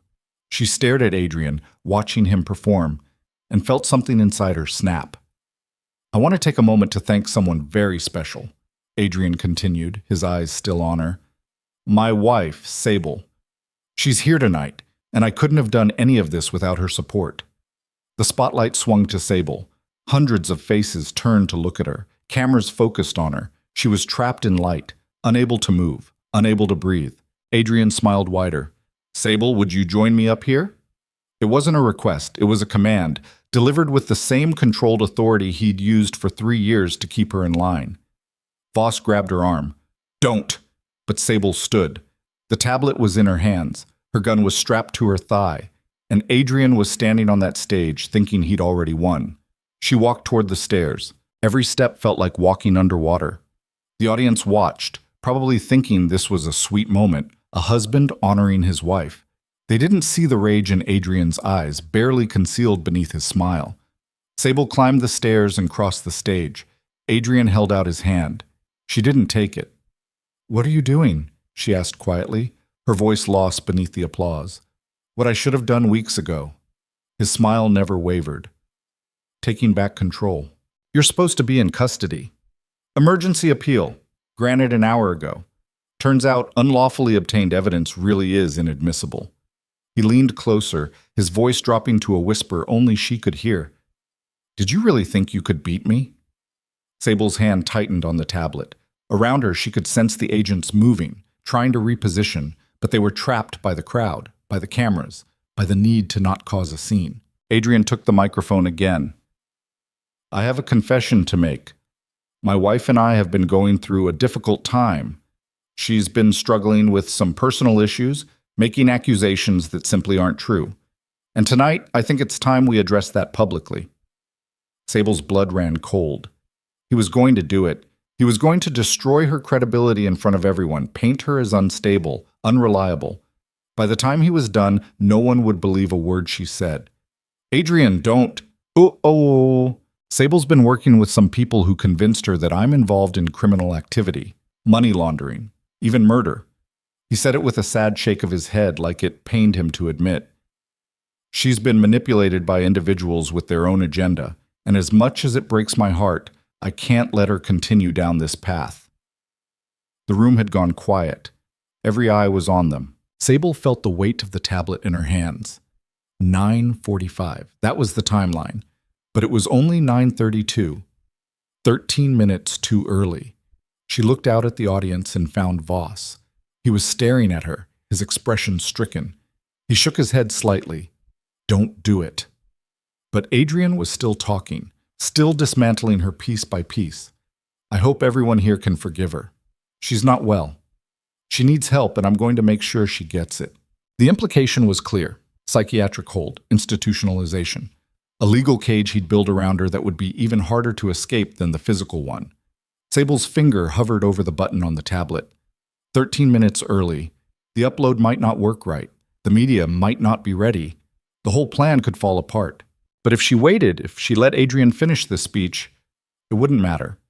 He'd already be painting her as crazy, and nothing she said would change that narrative. She looked at Adrian, at his confident smile, at the award in his hand that represented everything he'd built on the backs of people he'd destroyed. And she pressed the button. For a moment, nothing happened. Then screens throughout the venue flickered. The feed that had been showing the stage switched to something else. Financial records, emails, the ledger from the storage unit. Adrian's smile faltered. On every screen, his crimes played out in high definition. The audience gasped. People pulled out their phones. The cameras that had been focused on the stage swung toward the monitors, and Adrian's carefully constructed empire began to crack. "What did you do?" he whispered. Sable met his eyes.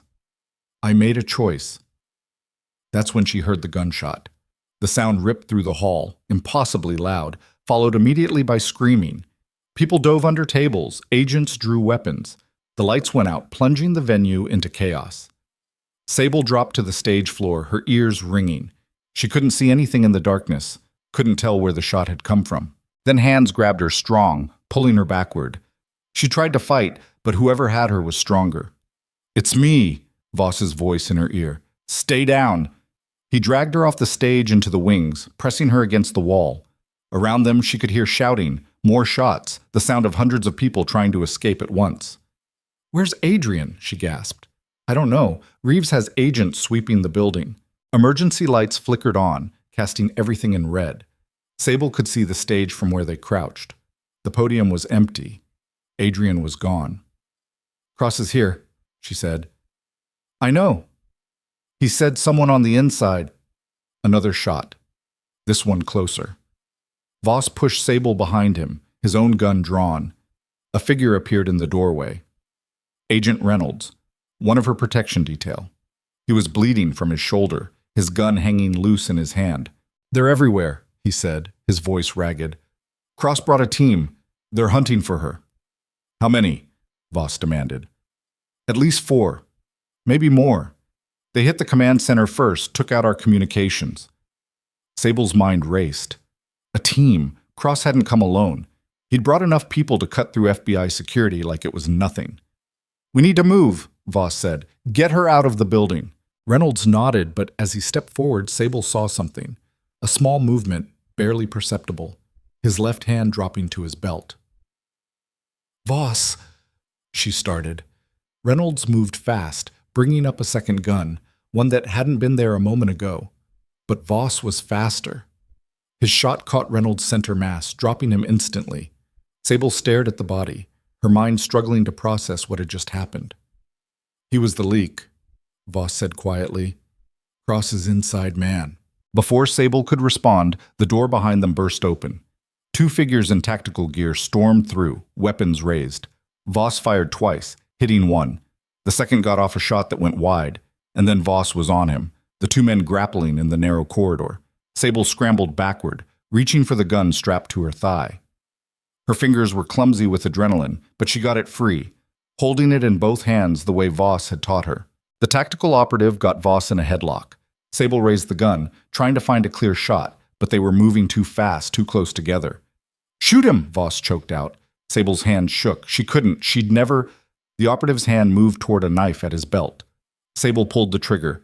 The recoil nearly knocked the gun from her hands. The operative jerked, stumbled. Voss broke free and finished him with a shot to the head. Then Voss was pulling her up, dragging her down the corridor. Behind them, she could hear more footsteps, more shouting. They burst through a service door into a stairwell. Voss took the stairs 2 at a time, half carrying Sable. Her dress caught on her heels and she kicked them off, running barefoot on cold concrete. "Where are we going?" she gasped. "Roof. Reeves should have the extraction team there." But when they reached the roof access door, it was locked from the outside. Voss slammed his shoulder against it. Once, twice, it didn't budge. Shit.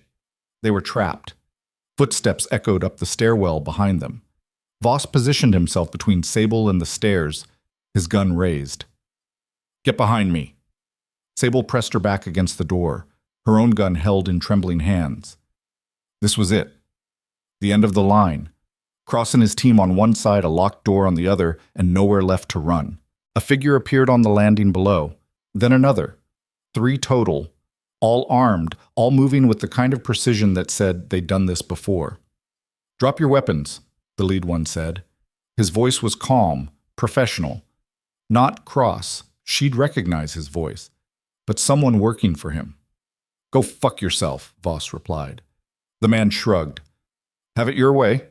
He raised his weapon, and then the roof access door behind Sable exploded inward, blown off its hinges by a breaching charge. Agent Reeves came through first, followed by 4 more HRT operators, all of them firing in controlled bursts. The stairwell turned into chaos.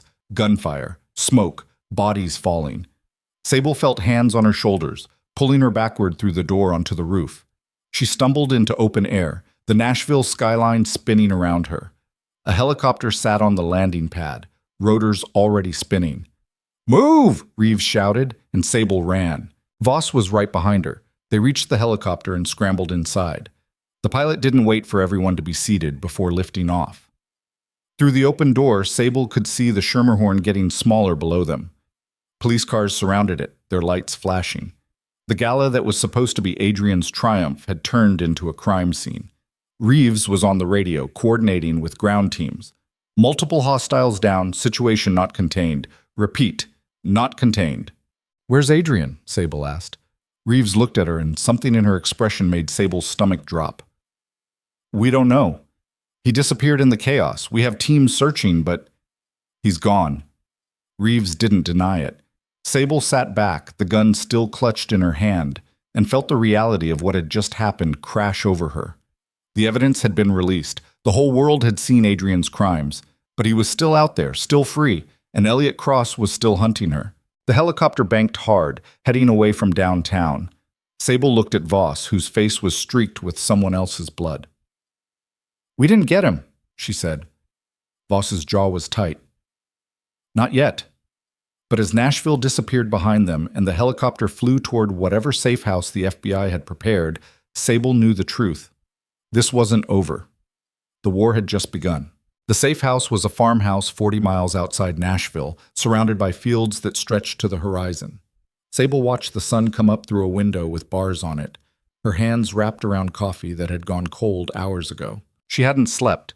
Every time she closed her eyes, she saw Reynolds falling, saw the muzzle flash from her own gun, heard the sound of that body hitting the floor. She'd killed someone, shot a man in the back while Voss fought for his life. The fact that Reynolds had been trying to kill them didn't make the weight of it any lighter. Voss sat across from her at the kitchen table, his face drawn with exhaustion. He had a bandage on his arm where a bullet had grazed him during the escape. Neither of them had spoken in over an hour. Maya burst through the door just after 7, her phone pressed to her ear, her expression tight with barely controlled rage. She ended the call and threw the phone onto the table hard enough to crack the screen. "Adrian's lawyers are calling the gala a terrorist attack," she said. "They're saying we orchestrated the whole thing to frame him, that the evidence was fabricated."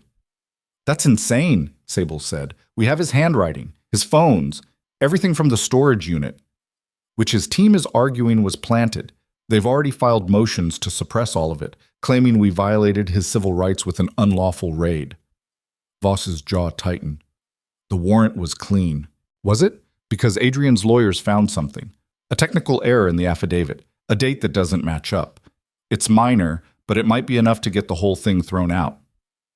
Sable felt the room tilt. "So we have nothing again." "We have the uploaded evidence from last night. It's all over the news, social media, everywhere. Public opinion has turned against him completely." "Public opinion doesn't put people in prison." Maya didn't argue. She pulled out a chair and sat down heavily. "There's more. Cross and his team got away. We have 3 bodies from the Schermerhorn, all hired guns, no identification, nothing linking them back to Adrian, and Cross himself vanished like smoke." "What about the guests? Witnesses? Over 200 people saw the screens, saw the evidence, but none of them saw Adrian do anything illegal at the gala itself. He gave a speech, that's all. And then the shooting started and he disappeared in the chaos." Sable set down her coffee cup before she threw it. "So he walks. Again." "Not if we can find him before his lawyers do," Voss said. "He's running now. That means he's vulnerable. Or it means he's got an exit strategy we don't know about." Maya pulled up something on her cracked phone. "We've been tracking his known associates, his properties, his financial accounts. Everything's been frozen or seized, but that doesn't mean he doesn't have resources we haven't found." "What about Cross?" Sable asked. "Can we use him to get to Adrian?" "Cross is a ghost. We've been trying to track him for 5 years. Every time we get close, he disappears." Maya's expression darkened. "But there's something else. We pulled phone records from the Schermerhorn. In the 30 minutes before the shooting started, someone inside the venue made a call to a burner phone registered in Franklin." "Reynolds," Voss said. "That's what we thought. But the timing doesn't work. Reynolds was with Sable when that call was made. It was someone else." The 3 of them looked at each other, the implication settling like ice water. "There's another leak," Sable said quietly. Maya nodded. "And whoever it is, they're still feeding Adrian information right now." The door opened and Agent Reeves walked in, her tactical gear replaced with a simple FBI windbreaker. She looked like she'd aged 10 years overnight. "We've got something," she said. "Local PD just responded to a call at a motel off I-40. Guest reported hearing a disturbance in the next room. When officers arrived, they found a body." "Adrian?" Voss asked sharply. "No, but you're going to want to see this." 20 minutes later, they pulled up to the East Side Motor Lodge, a rundown place that rented rooms by the hour and didn't ask questions. Crime scene tape cordoned off room 12. Inside, a man lay on the bed with 2 bullets in his chest. Sable stood in the doorway, staring at the body. She'd never seen him before, but there was something familiar about the face. "His name is Marcus Chen," Reeves said. "He's been on our radar for years. Financial crimes mostly, money laundering through shell corporations." Maya was already pulling up files on her tablet. Chen's name appears in Adrian's records. Multiple transactions, all routed through offshore accounts. "So Adrian had him killed," Voss said. "Looks that way, cleaning up loose ends before he runs."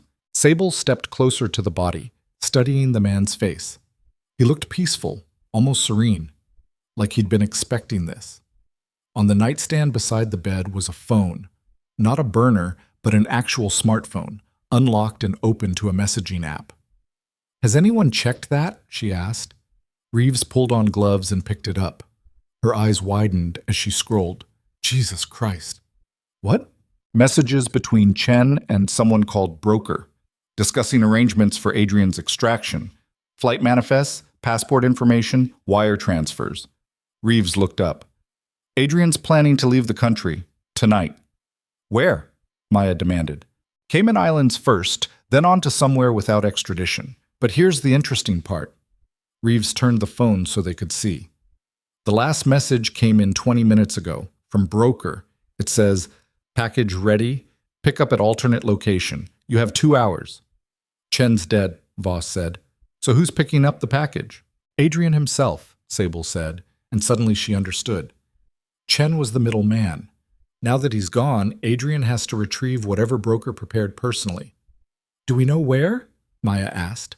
Reeves scrolled through the messages. An address in East Nashville, warehouse district near the river. Maya was already on her phone, pulling up satellite images. That area is mostly abandoned, industrial buildings, shipping containers. Perfect place for a handoff. Or a trap, Voss said quietly. They all looked at him. "Think about it. Cross takes out Chen, leaves the phone where we'll find it. Make sure we know exactly where Adrian's going to be." Voss's expression was grim. "This is too easy." "Maybe," Maya said. "But we don't have a choice. If there's a chance Adrian's going to be at that warehouse, we have to move." Sable felt something cold settle in her chest. "Cross wants me there." "What?" "That's what this is. He couldn't get to me at the safe house, so he's creating a situation where I have to come to him." She met Voss's eyes. "He knows I won't let Adrian slip away. He's betting I'll show up." "Then you don't go," Voss said flatly. "We send a tactical team, surround the warehouse, take them both. And if Adrian sees your team and runs, if Cross is watching and calls it off?" Sable shook her head. "I have to be there. It's the only way this works." Maya looked like she wanted to argue, but her phone buzzed. She answered, listened, then went pale. "Understood. We're on our way." She hung up and looked at them. "That was my director. He just got word from the federal prosecutor. They're dropping all charges against Adrian." The words didn't make sense at first. Sable heard them, understood the individual meanings, but together they formed something impossible. "What?" Voss said. "The warrant issues, the questions about evidence tampering, the media circus. The prosecutor says they can't win. Adrian's lawyers have shredded the case. If they move forward, they'll lose. And losing means Adrian walks free with grounds to sue the FBI for harassment." Maya's voice was hollow. "It's over. They're cutting their losses." "When?" Sable asked. "Official announcement goes out at noon, 3 hours from now." Sable looked at the clock on the wall of the motel room. 9 a.m. In 3 hours, Adrian would be officially exonerated. Free to leave the country, to disappear, to live out his life somewhere warm and sunny, while Marcus Devereaux and Dante Rivera and everyone else he'd destroyed stayed dead. Unless she stopped him first. "I'm going to the warehouse," she said. "Sable?" Maya started. "I'm going. With or without backup? With or without FBI approval?" She turned to Voss. "Are you coming?" Voss studied her for a long moment. Then he nodded once. "Yeah." Maya closed her eyes, and when she opened them again, there was something resigned in her expression. "This is a terrible idea." "I know. If you do this, I can't protect you. Officially, I can't even acknowledge you're there." "I understand." Maya pulled out her service weapon and set it on the table. Then she pulled her badge and did the same. "Then unofficially, I'm with you. We finish this." Reeves looked at the three of them like they'd lost their minds. "You're all going to lose your jobs.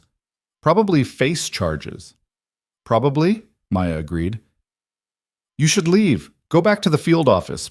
File a report saying we went rogue." Reeves was quiet for a moment. Then she unclipped her own badge and set it beside Maya's. "Fuck it. I didn't join the FBI to watch monsters walk free." They planned it in the car on the way to East Nashville. The warehouse was isolated, surrounded by empty lots and rusted shipping containers. 2 ways in, front loading dock and a side entrance. Voss and Reeves would cover the exits while Maya and Sable went in through the front. "We don't know how many people Cross brought," Maya said as they drove. "Could be just him, could be another team.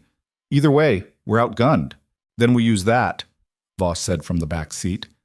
"They'll expect a frontal assault. We give them something else." "Like what?" "Me." Sable's voice was steady. "Cross wants me, so I give him exactly what he wants. I walk in alone, unarmed, hands visible. Make him think I'm surrendering." "That's suicide," Maya said flatly. "Not if you're in position. Not if the second he commits, you take the shot." "And Adrian?" "Adrian's mine." They pulled off the highway and into the industrial district just after 10. The warehouse was exactly where Chen's phone said it would be. A squat concrete building with boarded windows and weeds growing through cracked pavement. A single black SUV sat in the loading dock. Maya parked 3 blocks away, and they approached on foot, using the shipping containers for cover. The air smelled like rust and river water. Somewhere in the distance, a train horn sounded. Voss moved ahead, scouting the perimeter. He came back shaking his head. "No guards outside. Either they're confident, or it really is a trap." "Probably both," Reeves muttered.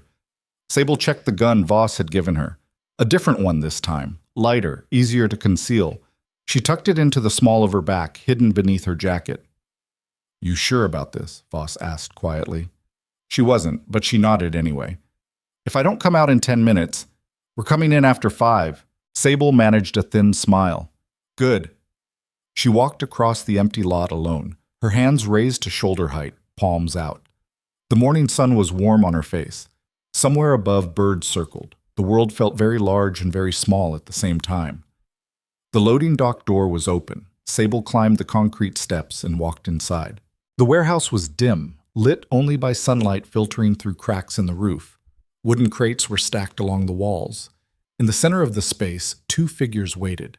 Adrian stood with his hands in his pockets, wearing jeans and a simple black shirt. No suit, no polish, just the man beneath all the performance. He looked tired. Beside him stood Elliot Cross. Cross was younger than Sable expected. Mid-30s, lean build, wearing tactical pants and a jacket that bulged with concealed weapons. His face was forgettable, the kind you'd pass on the street and never remember. But his eyes were old. They'd seen things that hollowed people out from the inside. "Mrs. Varelli," Cross said politely, "thank you for coming." "Where's the extraction package?" Sable asked, keeping her voice level. "There isn't one. Chen's phone was bait. We needed you to come, and we knew you wouldn't be able to resist." Cross tilted his head slightly. "You're very predictable." Adrian still hadn't spoken. He just watched her with an expression she couldn't read. "So what now?" Sable asked. "You kill me and Adrian disappears." "Something like that. The FBI knows I'm here." "No, they don't. We've been monitoring their communications. The official team is heading to the airport based on a tip we planted an hour ago." Cross smiled thinly. "Right now, you're completely alone." He was wrong, but Sable didn't correct him. "If you're going to do it, just do it." In a moment. First, Mr. Cade wanted to say something. Adrian finally moved, stepping closer. Sable's hand twitched toward the gun at her back, but she forced herself to stay still. "I loved you," Adrian said quietly. "When we met, when we got married, that was real. I need you to know that. It wasn't real.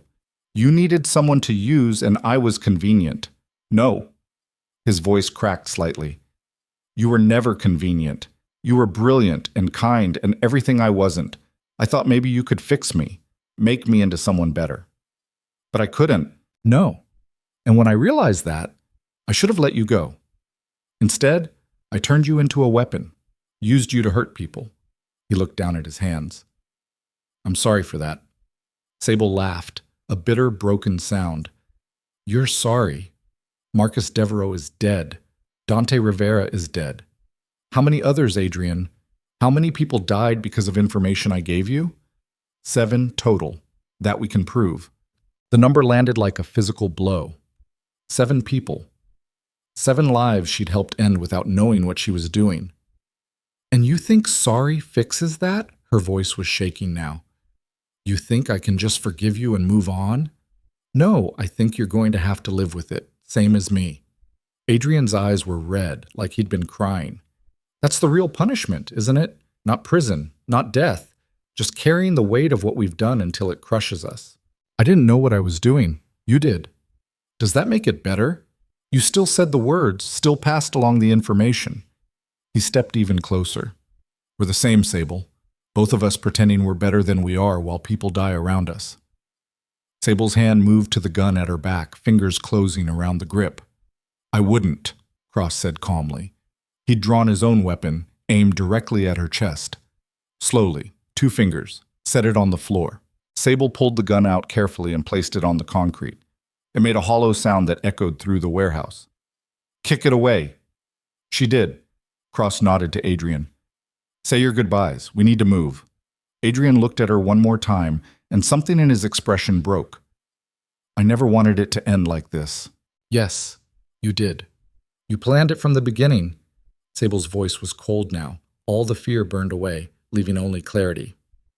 The life insurance policy, the abuse calibrated just enough to keep me dependent but not visible enough for anyone to intervene. You were building toward this from the day we met. That's not, don't lie. Not now. At least give me the truth. Adrian was quiet for a long moment, then he nodded. You're right. I saw what you were. Smart, observant, hungry to be loved. And I knew I could use that. Shape you into exactly what I needed. Why? Because I could. Because you were there. He smiled sadly. Because I'm a monster, Sable. I always have been. Cross checked his watch. We're done here. He raised his weapon. The gunshot that followed didn't come from Cross's gun. It came from above. From the catwalk where Maya had positioned herself with a rifle 20 minutes earlier while Sable had walked through the front door. Cross went down hard, blood spreading across his chest. His weapon clattered to the floor. Adrian spun, looking for the shooter, and Sable moved. She dove for the gun she'd kicked away, came up with it in both hands, and fired. The first shot went wide. Adrian ran, heading for a door at the back of the warehouse. Sable fired again and saw concrete explode near his shoulder. Voss and Reeves burst through the loading dock entrance, weapons drawn. Adrian disappeared through the back door into what looked like an office area. Sable ran after him. The office was small, cramped, filled with ancient filing cabinets and a desk covered in dust. Adrian stood at the far end, trapped. There was a window, but it was boarded shut. No way out. He turned to face her, breathing hard. Sable aimed the gun at his chest. Her hands were steady now. No shaking, no fear, just the weight of the weapon and the man who'd destroyed her life standing 10 feet away. It's over, she said. Is it? Adrian's smile was bitter. You shoot me. You're no better than I am. Just another killer adding to the body count. Maybe. But at least I'll be alive. Will you? Or will you spend the rest of your life seeing my face every time you close your eyes? He took a step forward. You think killing me gives you closure? It doesn't. It just makes you like me. I'm already like you. You made sure of that. Then prove me wrong. Lower the gun. Walk away. Let the system handle this. The system just dropped all charges against you. In 2 hours, you're a free man. So what? You become judge and executioner? Decide who lives and dies? Another step. That's not justice, Sable. That's just revenge. He was right. She knew he was right. But standing there with the gun in her hands and Adrian's face in her sights, she couldn't find a reason to care. Her finger tightened on the trigger. Sable. Maya's voice from the doorway, quiet but firm. Don't. He killed 7 people. He tried to kill me. I know. And he'll pay for that. But not like this. The charges were dropped. Federal charges. But attempted murder at the gala? That's state jurisdiction. Tennessee's already issuing a warrant. Maya stepped into the room, her own weapon lowered. Let me take him in. Do this the right way. Sable kept the gun trained on Adrian. What if he runs again? He won't get the chance, I promise you. Adrian laughed. You can't promise that. My lawyers will have me out in 48 hours. Maybe, Maya said. But you won't make it 48 hours. Something in her voice made Adrian's smile falter. What are you talking about? Maya pulled out her phone and turned the screen toward him. It showed a news broadcast, breaking coverage of the gala shooting. But the footage being shown wasn't from the main hall. It was from the backstage area. Security camera footage of Adrian in the chaos, pulling a gun from his jacket, shooting one of the FBI agents in the back. Adrian's face went white. "That's not... I didn't..." "You did. We have this footage. The ballistics. The witness statements." Maya's expression was cold. "You murdered a federal agent, Adrian. There's no walking away from that." The room went silent except for Adrian's breathing, which had gone rapid and shallow. Sable lowered the gun slowly. "You shot someone?" "He was in my way. I was trying to get out, and he..." Adrian stopped, realizing what he was admitting. "You killed him," Sable said quietly. "Just like you killed Marcus, like you killed Dante, like you were going to kill me." Adrian sank against the wall, all the fight draining out of him. He looked small suddenly, powerless. Just a man who'd built an empire on cruelty and watched it collapse in real time. "I want my lawyer," he whispered. Maya moved forward, pulling out handcuffs. "You'll get one. Right after you're processed for first-degree murder of a federal officer." She cuffed him efficiently and read him his rights. Adrian didn't resist. He just stood there, staring at nothing, as everything he'd tried to build crumbled to dust. Reeves appeared in the doorway. "Cross is alive. Barely. Medics are on the way." "Good," Maya said. "I want him to stand trial too." They led Adrian out through the warehouse. As they passed Cross's body, not dead yet, but close, the killer's eyes opened. He looked directly at Sable. "Should have taken the deal," he rasped. Sable stopped. "There was never a deal, just more lies." Cross smiled, blood on his teeth. "Welcome to the club." Then his eyes closed and he didn't open them again. Outside, the morning had turned bright and warm. Police cars surrounded the warehouse, their lights flashing. News helicopters circled overhead. Somewhere in the chaos, Sable heard Maya on the phone, coordinating with local authorities, making sure everything was documented properly. Voss found her standing by one of the shipping containers, staring at the river in the distance. "You okay?" he asked. "I don't know what I am." He didn't try to comfort her with platitudes, just stood beside her while the world continued moving around them. "Maya says the case is solid now," he said after a while. "Between the agent's murder and Cross's testimony, if he survives, Adrian's not walking away this time. And the other charges? The money laundering, the contract manipulation? Federal prosecutor is reopening the investigation. With Adrian in custody and Cross neutralized, witnesses are starting to come forward, people who were too afraid before." Voss glanced at her. "You did that. You broke the machine." Sable thought about Marcus Devereaux, about Clara Mendoza and all the others whose names she'd never know. "I helped build it first. You didn't know. Does that matter?" Voss was quiet for a long moment. "I don't know. But I think you get to decide what matters now. Adrian doesn't own that anymore." They stood in silence, watching the police process the scene. Eventually Maya came over. "We need your statement," she said to Sable. "Official record of everything that happened." "Am I under arrest?" "No. You acted in self-defense. Multiple witnesses will confirm that." Maya paused. "But there will be questions, inquiries. Your name is going to be everywhere." Sable had expected that. The girl who brought down Adrian Cade. The waitress who became a witness. They'd write articles, make podcasts, maybe even a documentary. Her life would be dissected and analyzed until there was nothing left that belonged to her alone. "I want to make a statement," she said. "Not just about tonight, about everything. I want people to know what happened to Marcus and Dante and the others." Maya nodded. "We can arrange that. And I want to help. Other people like me. People who got used without knowing, who got manipulated into doing things they didn't understand. Like witness protection? Like a support system, resources, legal help, something real." Voss was looking at her with something that might have been respect. "That's a lot of work." "I know, but I need to do something with this. Can't just carry it around forever." "No," Voss agreed quietly. "You can't." The next 6 months were a blur of depositions and testimony and media coverage that turned Sable's life inside out. Adrian's trial became national news. The celebrity lawyer who'd orchestrated murders and laundered millions while hiding behind a facade of respectability.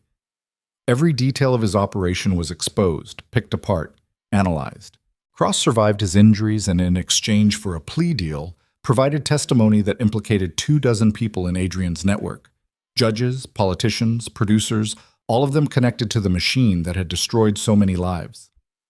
Clara Mendoza came forward. So did 6 other artists who'd been manipulated, blackmailed, or destroyed by Adrian's contracts. Their stories filled courtrooms and newspapers, painting a picture of systematic abuse that had gone on for over a decade. Adrian tried to fight. His lawyers filed motion after motion, attacked witness credibility, argued about evidence admissibility. But the jury didn't care about technicalities. They saw the ledger with names and dollar amounts. They heard the recordings. They watched security footage of Adrian shooting a federal agent in the back. The verdict came back in 4 hours. Guilty on all counts. Sentencing was scheduled for October 15th. Sable didn't attend. She'd already given her testimony, already faced Adrian across a courtroom and told the truth about what he'd done. She didn't need to watch him in handcuffs to know it was over. Instead, she spent that day in a small office on the east side of Nashville, signing papers that officially established the Moss Initiative for Coerced Witness Protection. The name came from something Voss had said during one of their late-night planning sessions, that people like Sable were like moss, resilient enough to grow even in the darkest places. She liked that. Liked the idea that survival could become something beautiful if you gave it time and space. The initiative started small. Just Sable and a pro bono lawyer named Rachel Torres, working out of a converted church building that had been sitting empty for years. They helped 3 people that first month, all of them connected to criminal operations they hadn't fully understood, all of them carrying guilt and trauma that threatened to crush them. Sable sat across from each of them and told her story. Not as a victim, not as someone seeking sympathy, just as a person who'd survived and was choosing what came next. By month 3, they'd helped 17 people. By month 6, they had funding from 2 foundations and a waiting list of cases. Maya transferred to the Nashville field office permanently and became the initiative's law enforcement liaison. Reeves left the FBI entirely and joined as head of security. Together, they built something that actually worked, a place where people could come when the system had failed them. Voss stayed on the periphery.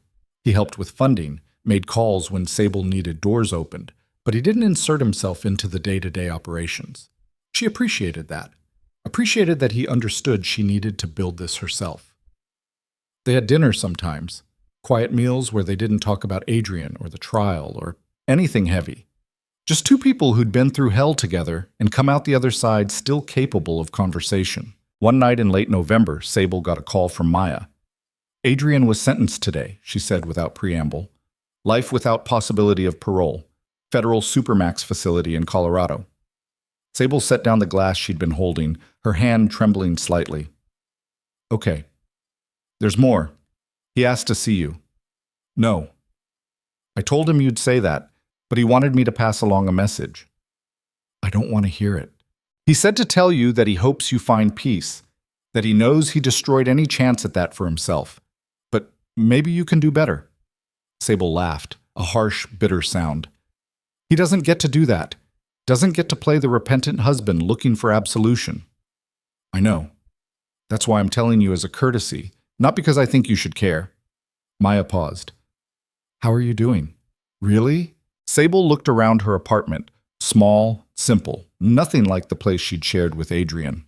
There were plants on the windowsill that she actually remembered to water, books on the shelf she was reading for pleasure, not because someone told her she should, a life that belonged entirely to her. I'm okay, she said, and meant it. Some days are harder than others, but I'm okay.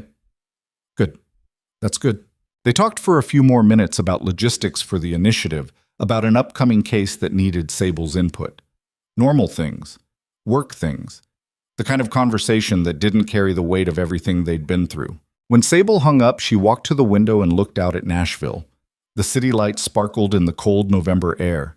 Somewhere out there, people were living their lives, going to dinner, falling in love, making mistakes, trying to survive. She was just one of them now. Not special. Not cursed. Just human. 6 months later, on a warm spring afternoon, Sable stood in front of a room full of people and told her story one more time. But this time it wasn't in a courtroom or a police station. It was at a conference for victim advocacy groups, and she was the keynote speaker. She talked about Adrian, about the years she'd spent not knowing she was being used, about the moment she'd realized what she'd done and the choice she'd made to fight back instead of hide. "I'm not a hero," she said, looking out at the audience. "I helped kill people. Not intentionally, but the result is the same. 7 people died because of information I provided. I'll carry that for the rest of my life." The room was silent, listening. "But I'm also not just a victim. I made choices. Bad ones sometimes. But they were mine. And when I finally understood what was happening, I chose to stop it. I chose to fight." She paused, feeling the weight of every eye on her. "That's what I want you to understand. You can be both. You can carry guilt and still deserve a future. You can be broken and still rebuild." After the speech, people came up to talk to her. Some wanted advice. Some wanted to share their own stories. Sable listened to each of them, offering what help she could. Near the end of the evening, a young woman approached, early 20s, with dark circles under her eyes and the kind of exhaustion that came from surviving something terrible. "My name's Nova," she said quietly. "Nova Hale. I saw you on the news during the trial." Sable recognized the name. Nova Hale was one of the artists Adrian had destroyed. She'd signed a contract at 19 that gave him control of every song she'd ever written. When she'd tried to walk away, he'd buried her career so completely that no label would touch her. "I remember," Sable said gently. "I'm sorry for what happened to you." Nova shook her head. "I'm not here for an apology. I'm here to say thank you. Because of you, I got my songs back. The contracts were voided as part of the settlement. I own my music again." "That's wonderful. I'm recording an album, my real album, the one I should have made 5 years ago." Nova's eyes were bright with something that looked like hope. "I want you to come to the release show in June. It's small, just a Nashville venue, but I want you there. You gave me my voice back." Sable felt something tight in her chest loosen. "I'd love to." The show was at a small club in East Nashville, the kind of place with sticky floors and a stage barely big enough for a 4-piece band. Sable arrived with Voss and Maya, squeezing into the packed room as Nova took the stage. The first song was raw and honest, about being used and finding the strength to leave. Nova's voice was powerful, controlled, every note carrying the weight of experience. The crowd was silent, listening. By the third song, people were crying. By the fifth, they were on their feet. Sable stood in the back, watching this young woman reclaim the thing that had been stolen from her, and felt something she hadn't felt in years. Not quite hope, not quite peace, but something close. After the show, Nova found her in the crowd. "What did you think?" she asked, breathless and glowing. "I think you're going to be extraordinary," Sable said honestly. Nova hugged her, quick and fierce. "Thank you. For everything." As she walked back to her car that night, Sable thought about all the versions of herself she'd been. The girl who'd married Adrian thinking love meant surrender. The woman who'd survived by making herself invisible. The person who'd helped kill 7 people without knowing.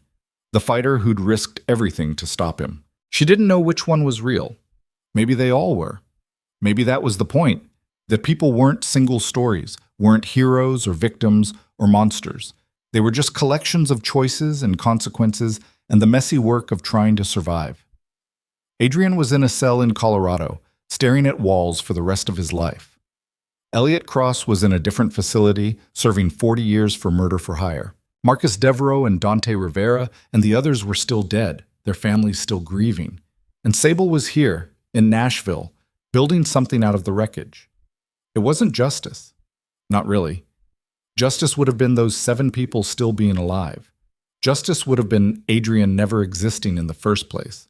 But it was something, a scar that had finally stopped bleeding, a foundation strong enough to build on. One morning in late summer, Sable sat in her office at the Initiative, reviewing a new case file. A woman in Memphis who'd been coerced into helping her boyfriend traffic weapons.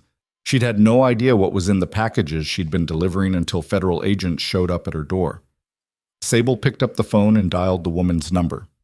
"Hello?" The voice was small, frightened. "Hi, my name is Sable Varelli. I run the Moss Initiative. I understand you're looking for help." "Yes. I don't know what to do. Everyone says I'm guilty, but I didn't know what I was doing. I was just trying to help him." I know, Sable said quietly. I've been exactly where you are, and I can help. But first, I need you to understand something.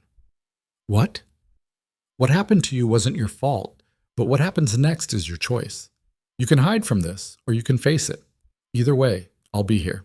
There was a long silence on the other end. Then, quietly, I want to face it.